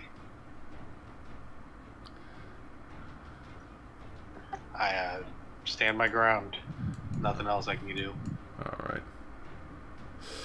And especially with the round of actions, I will definitely call this shark just fucking dead at this point, because as it literally starts getting shredded between the octopi and the other two sharks, it's just a massive fucking blood frenzy there. Call that a feeding frenzy right there. Right there. Alrighty. Good stuff. Alright, and that is combat. Nice. Fuck that guy. No, that was a slaughter. A fucking massacre. Alrighty. Save that blight. Start This rifling through his shit. Because it would be unlike me to not. Perfectly fair. Yeah, what else is doing shipwreck? Let's explore. Alrighty. So, as you do shuffle through this Hawkins effects, you do see quite a few things amongst his effects. This would be the various trinkets that he is collected and kind of set up in a small home. You could tell that he was going through some of the pieces of the ship and collecting all of these together.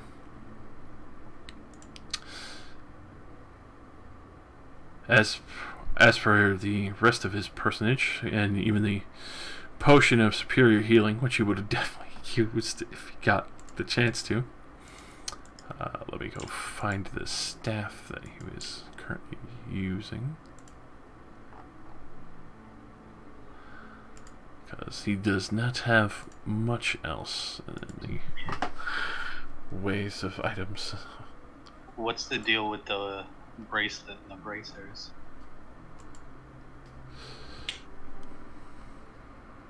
Alright, so the leopard fur bracers and the bracelet, you could tell that it had come from this ship specifically, as this was obviously a mercantile ship, and maybe it got blown off course from what you could tell, especially from where the hull split initially. It looks like this ship probably during a hurricane got smashed up against the Cloud Giant's castle and just sank straight to the bottom here like that.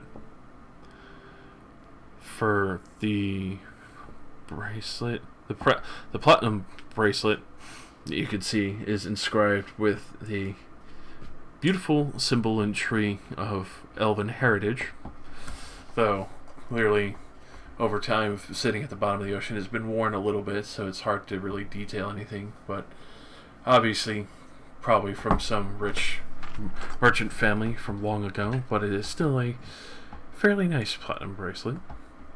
So it's a regular bracelet. Yes. Well, I stuff it in the bag.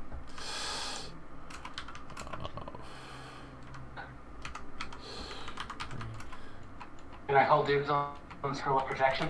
Or does anyone else want it? All you, unless anybody else wants. Get after it. I want to know about that fucking staff. What about? Did we say anything about the fur bracers, or is that what you're looking right now? The fur bracers are just fur-lined bracers. You could tell they're of exotic skinned creature. It looks kind of like a snow leopard's. Ooh. Do they look special? Unfortunately not. Alright, then I stick him back in the bag. He's got enough leopard skin going on. Look at sexy. Tiger. Whatever. Aminal. Big kitty. Is anybody taking the potion, since I'm the only one who doesn't have a healing spell? Get on it. Get after it. Flip a coin for the greater invisibility scroll. That's all you, man. Alright, dunk. We're so nice. Jim's not here to go yank everything. Alright. Great. And obviously I kid, of course. these are the other items that he had on him of value. He had a ring of obscuring. Ooh. Ooh. As well as a Golthias staff. Even though the most staffs that you have seen of being Golthias staff, this one is made entirely of coral and other different variations of glow coral. Especially with the heavy setting. Well, I would ask somebody to make a religious check, but we can cover that next time for the symbol that's inscribed in many of the glow coral pieces that are on it that look like eyes. But aside from that, the staff itself is a fairly significant piece, especially with the ability to use Vampiric Strike and Blightbane and such on them.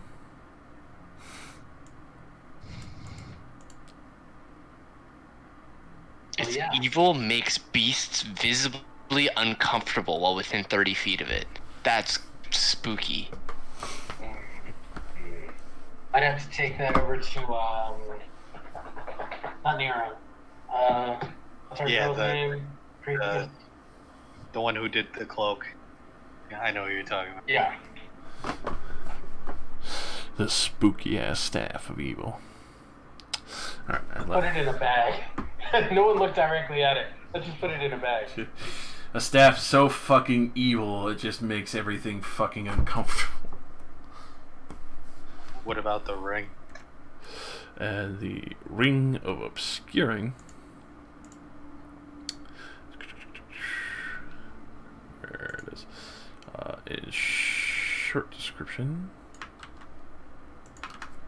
There we are. Effectively, you could tell that the reason why this Sahagin had kept this, possibly to cast fog cloud, and maybe steal people to experiment or sacrifice from ships or the shore.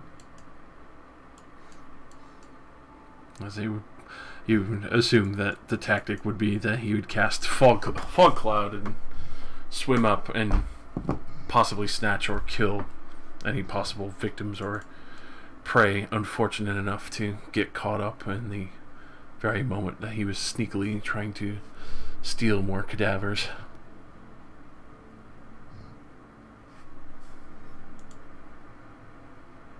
Fuck That's that guy.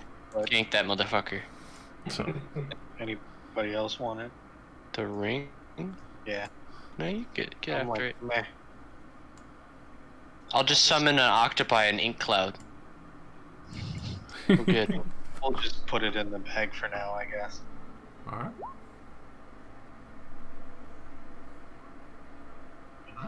I feel like I get a little bit too much excitement out of the octopi and the summoned creatures. It's too much fun. Just be like, ah, yes, there's now a spectral shark eating your ass. Like, just what are you gonna do about it? It's glowing a color. I guess mine are green now.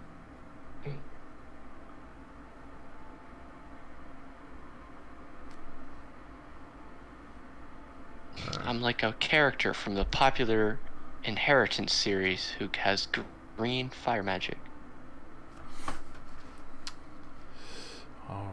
Alrighty, so What's the potion roll for superior? I will have to check in a moment just so I don't get it wrong. Oh, no, it's I can just look it up, honestly. Alright, and everyone gets 1800 XP. Whoa! I was just putting that in the chat so I remember to ask you next time, but thank you. 1800. Hey, that brings us closer. Yeah. And also, you just did the very peaceful fishing down a huge favor. Yay! Now, undead monsters aren't gonna come out of the silt at them. Ah, shit, it's 4/20/20. It's sentient. Oh, fuck! Was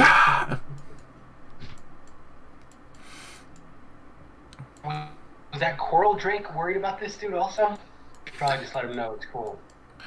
Well, the coral drake you could tell was smart enough to be able to fuck that boy up if it came near him, but obviously did not enjoy his company.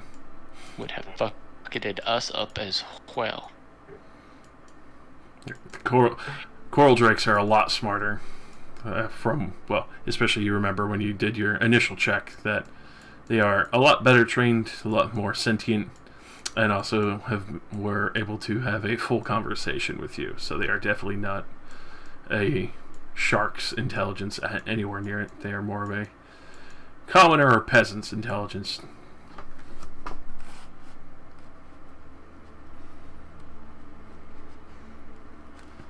Alrighty. So. Cool. What level? Well, Oh god, it's like not for a while. yeah. It was like 46 or something? 48, I want to say. Let me check. Leveling 5e. I Google leveling 5e every single time I play D&D. Like, constantly. 48,000, yeah. Yes, honestly, you guys are not far off. Just gotta fight. We just gotta find like a lich or something real quick on the way home. Any ancient blue dragons as we sail over the water? I mean, well, Perhaps a kraken.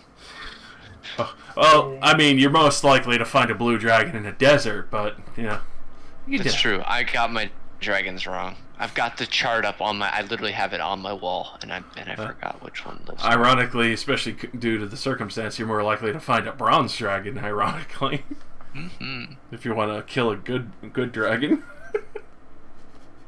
Does 5e respect like the Dragonlance rules where it's like chromatic dragons are Oh yeah, no, fucking chromatic are inherent. Chromatic or bad?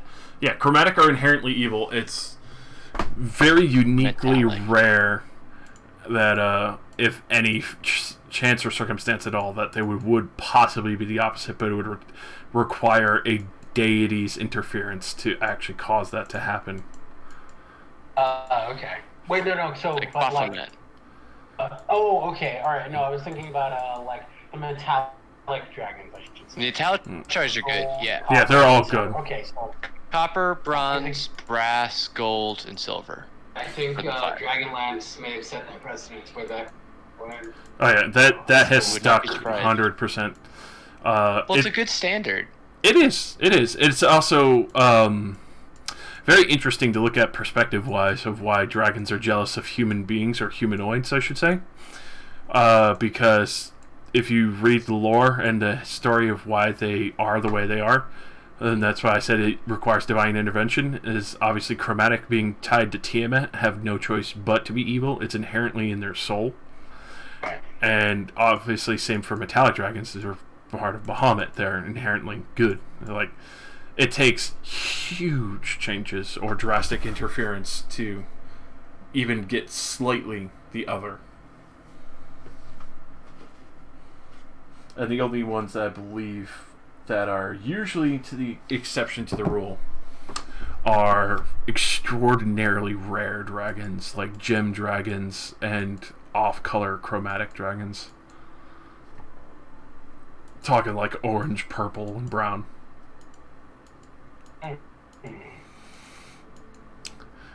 I definitely don't want to fucking meet a fang dragon, that's for sure. noise. Hang dragons, you use their tail spikes to make vorpal swords. Definitely don't want to run across that. Damn. Yeah. Fang Dragon mythology is a fucking amazing piece, but I'm like, I don't think I would ever have my players fight that unless they were like level 20. Because literally, canonically, their bite, even though they themselves don't have any real magic, they're magic resistant. Their scales as hard as adamantine. Their tail spikes are just as hard and used to make vorpal weapons.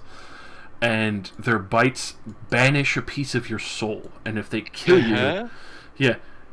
If they kill you, your soul is outright banished to a purgatory plane.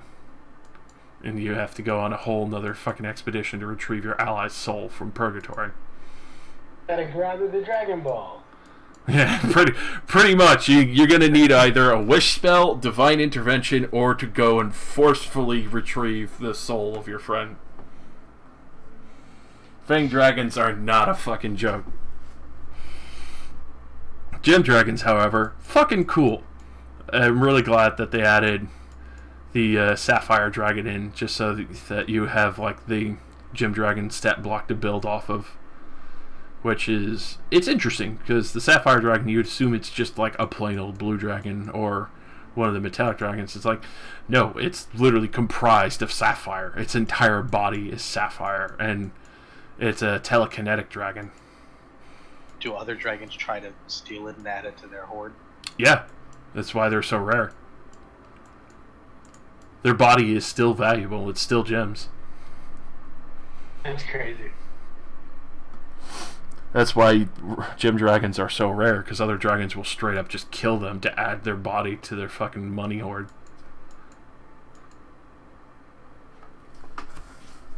It's fucking wild to look at dragon economy and fucking ecology.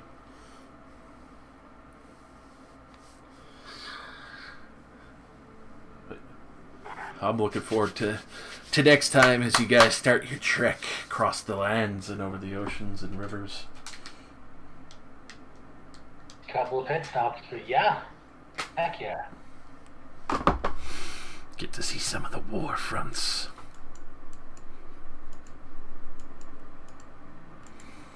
Yay. I'm gonna have a lot of map making to do.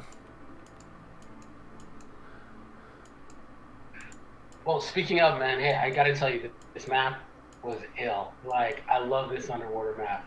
This is like... Yeah, it was cool. Really sets the mood. Sets the friggin' mood, man. That's like... Thank you. It was a slight pain in the ass. I kept trying to get the right water effects. I left just this one square with the animated water, especially since it was outside, because, surprise, surprise, just like everything else. Layered. Ah, okay. And I did that because I know you guys had control water. So I was like, I need a water texture that I can clear out. And I started layering the animated water on top, and then it was just like, oh shit, it's starting to lag everything. Okay, I need a second water texture just to cover the other pieces of the map. Well, it came together brilliantly. You know, seriously. Which... No, absolutely. This was a really crazy, like, I have been nervous every room. Which, especially since you guys cleared it out, I can turn off dynamic lighting so you guys could just see the whole shebang.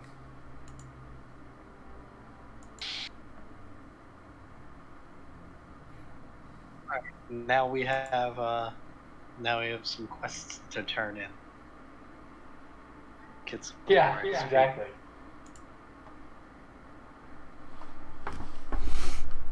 This is like when you turn in everything before you beat the boss to go to the next section. You're like, all right, I gotta get all my ducks in a row.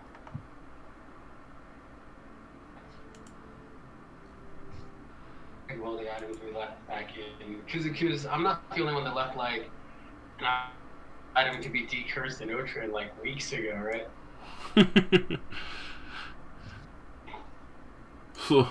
slowly I got decurve. my cloak right before we left.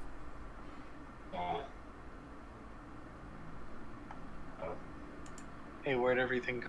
Is all black. Lyra. Lyra was our priestess, our first priestess. Yeah. Well, not priestess, but yeah. Well, you should be able to see everything now. Oh, cool. No way. So you had this all on like one form, huh? Oh, that's crazy. Wow, we didn't even go up and fuck with the griffins. You should have not messed with the griffin. Well, I mean, we made a pact, right? Yeah. What's happening to Invincible up on the top level? Why is he surrounded by crabs? Hey, they like latching on to things, you know. He's got armor. Jin's gonna be upset when he sees that. You let my horse get crabs, he says. What the fuck? Poor Paul Gain. This is all one map. Jeez, I'm crumb. Right? Isn't that enough? Oh yeah, one big chunk. Oh, and this is just all like the living areas of the priestess that we didn't check out. You basically passed through there. Oh, okay. Oh, we went out through this way. Yeah, through the turret. Got it. Anything cool in that chest? Unfortunately not. Destroyed by years Cheers. of water. Fuck. Curses. And obviously, I know you guys are going to be leaving, so I can reveal the big fuck off snake that scared you guys initially, because you guys were so close to it originally. Please no. Oh, hey, look, more money. Money. Money, me likey money. Let's see. Ah, Where was it just looks like a coral snake, but it's not, cause it's spooky. It's a giant coral snake. It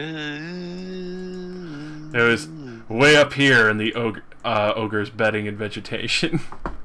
But obviously, when you guys come back to there, it'll be gone and in the water hunting.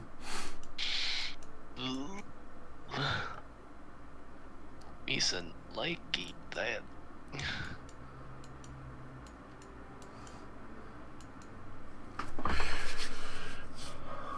This is why I said I I forgot got about the eel. Oh, the giant eel there, and it's Forgot like, about that. oh hey, a friend, and then nobody ever went back to him.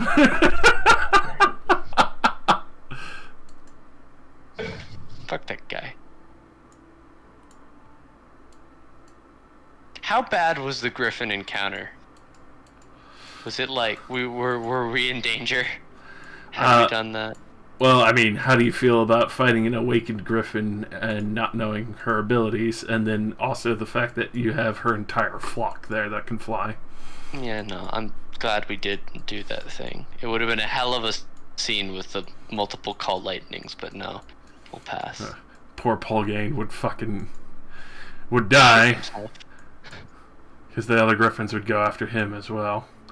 Start tearing and shredding the fucking sails. And then you'd have to water walk or figure out how far you could swim to get back to shore. Unless you know how to sail and figure out how to put up new rigging. Probably for the best. We kept our word. Hell yeah. And he was stoked just to get 20 gold to fucking come out here and do this. 20 gold? That's a lot of money for him. Hey, he's a fisherman, dude. That's true. 20 gold is fucking literally what his whole hold had between like mussel, clams, and other shit.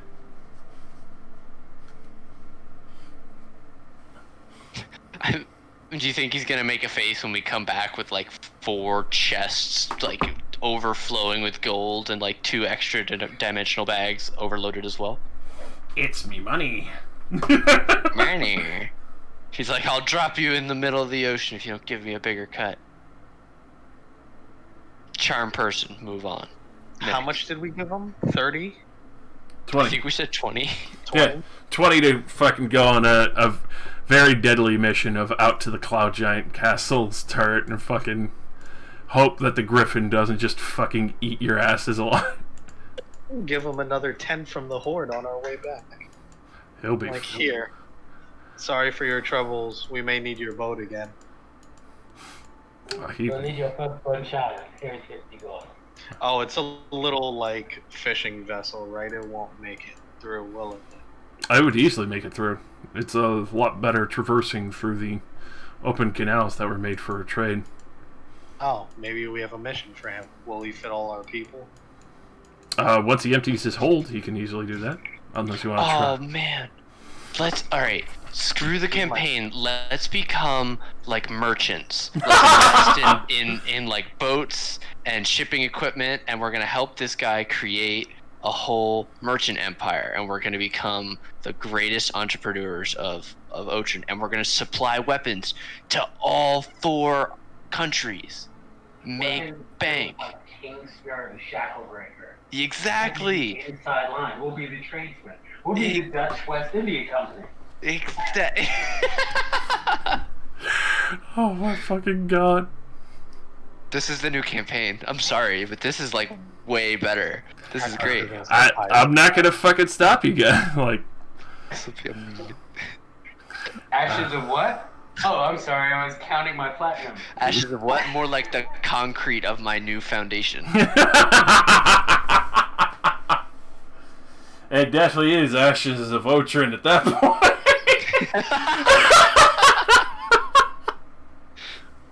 Shit. Nah, I'm too invested in this goddamn campaign. I can't do it. I couldn't do it. Doesn't mean I do.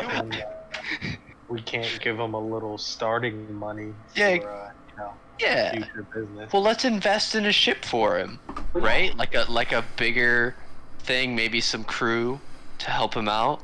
Residual profit. Exactly. Buy He the can. shirt. He takes us back, 10 gold every month. Yeah, or like a percentage or whatever. Yeah, exactly. We'll have it wired through the banks. It's the whole thing. There's intercountry banking, right? We can magically keep track of numbers.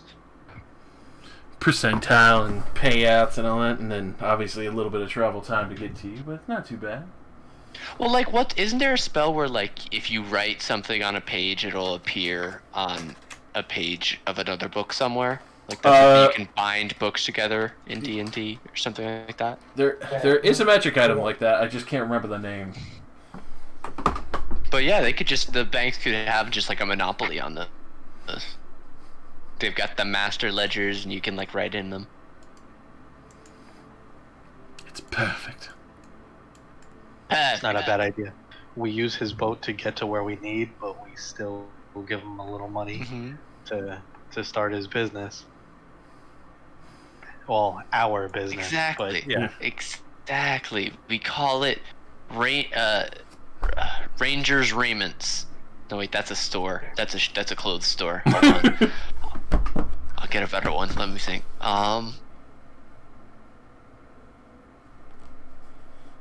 Range fishers. Something. I don't know. It's a tough one to fit rangers and fishermen. Dead ass fishing. Dead ass fish. Guaranteed, no live fish. Dead ass fish and shipping. There you go. Fishing ships. You would be extremely popular with the Dwarven Kingdoms. Dead ass and sun fishing. Facts. Just at the end, randomly. Facts, Facts. homie. Dead ass. Oh man. That's the best part about D&D. It's the best part. Fuck Take yeah. the cabbage guy, and you make him the leader of the world, and it's just, it's The cabbage guy. It's even better because you're doing this with a fallen Asimar. So it's like giving him a chance. uh, He's gotta like redeem himself and come back. Yeah, and he's man. like return to a normal Asmar. The light has come back to his eyes and shit. Oh man. Come back I'm gonna turn this poor saddled man's life around. You come back and you see it actually just turned darker. He turned into the world's most ruthless fucking sea merchant ever. Oh fuck. We created sea lawyers. Oh shit. Oh no. Oh my fucking god. He's gonna be like, yeah, you have a percentage of that business, but I took my profits and I started a new one. Here's your business. You can buy me out, but I'm not going to be operating it anymore. Fuck you. And then he becomes the BBG. It was me all along. It was me. I was planning to murder you and feed you to griffins, but then The Fire gave me Nation money. attacked. All right, I'm out. It was too much. I'm moving on too, guys. Hey, just I'm down for next Friday and the Friday after. So I Just- am I'll as give it a shot. well. Also, just so you guys can appreciate gem dragons, that's why they're so valued right there. That is terrifying. Also, I want one of those as my familiar.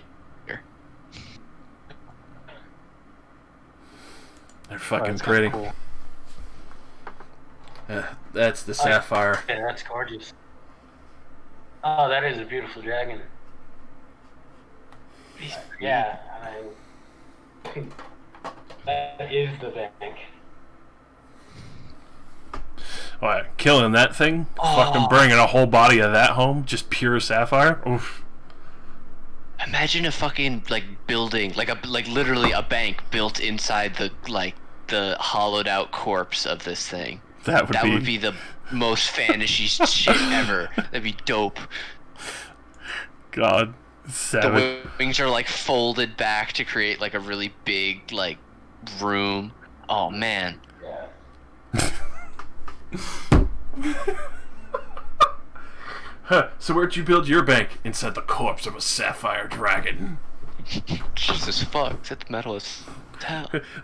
Honestly, that sounds like the most metal bank ever, and I would fucking love to go banking there just to look at it. It was like, this is my bank. I bank here. I'm proud of this. You didn't do anything. Shut up! It's my bank! Holy shit.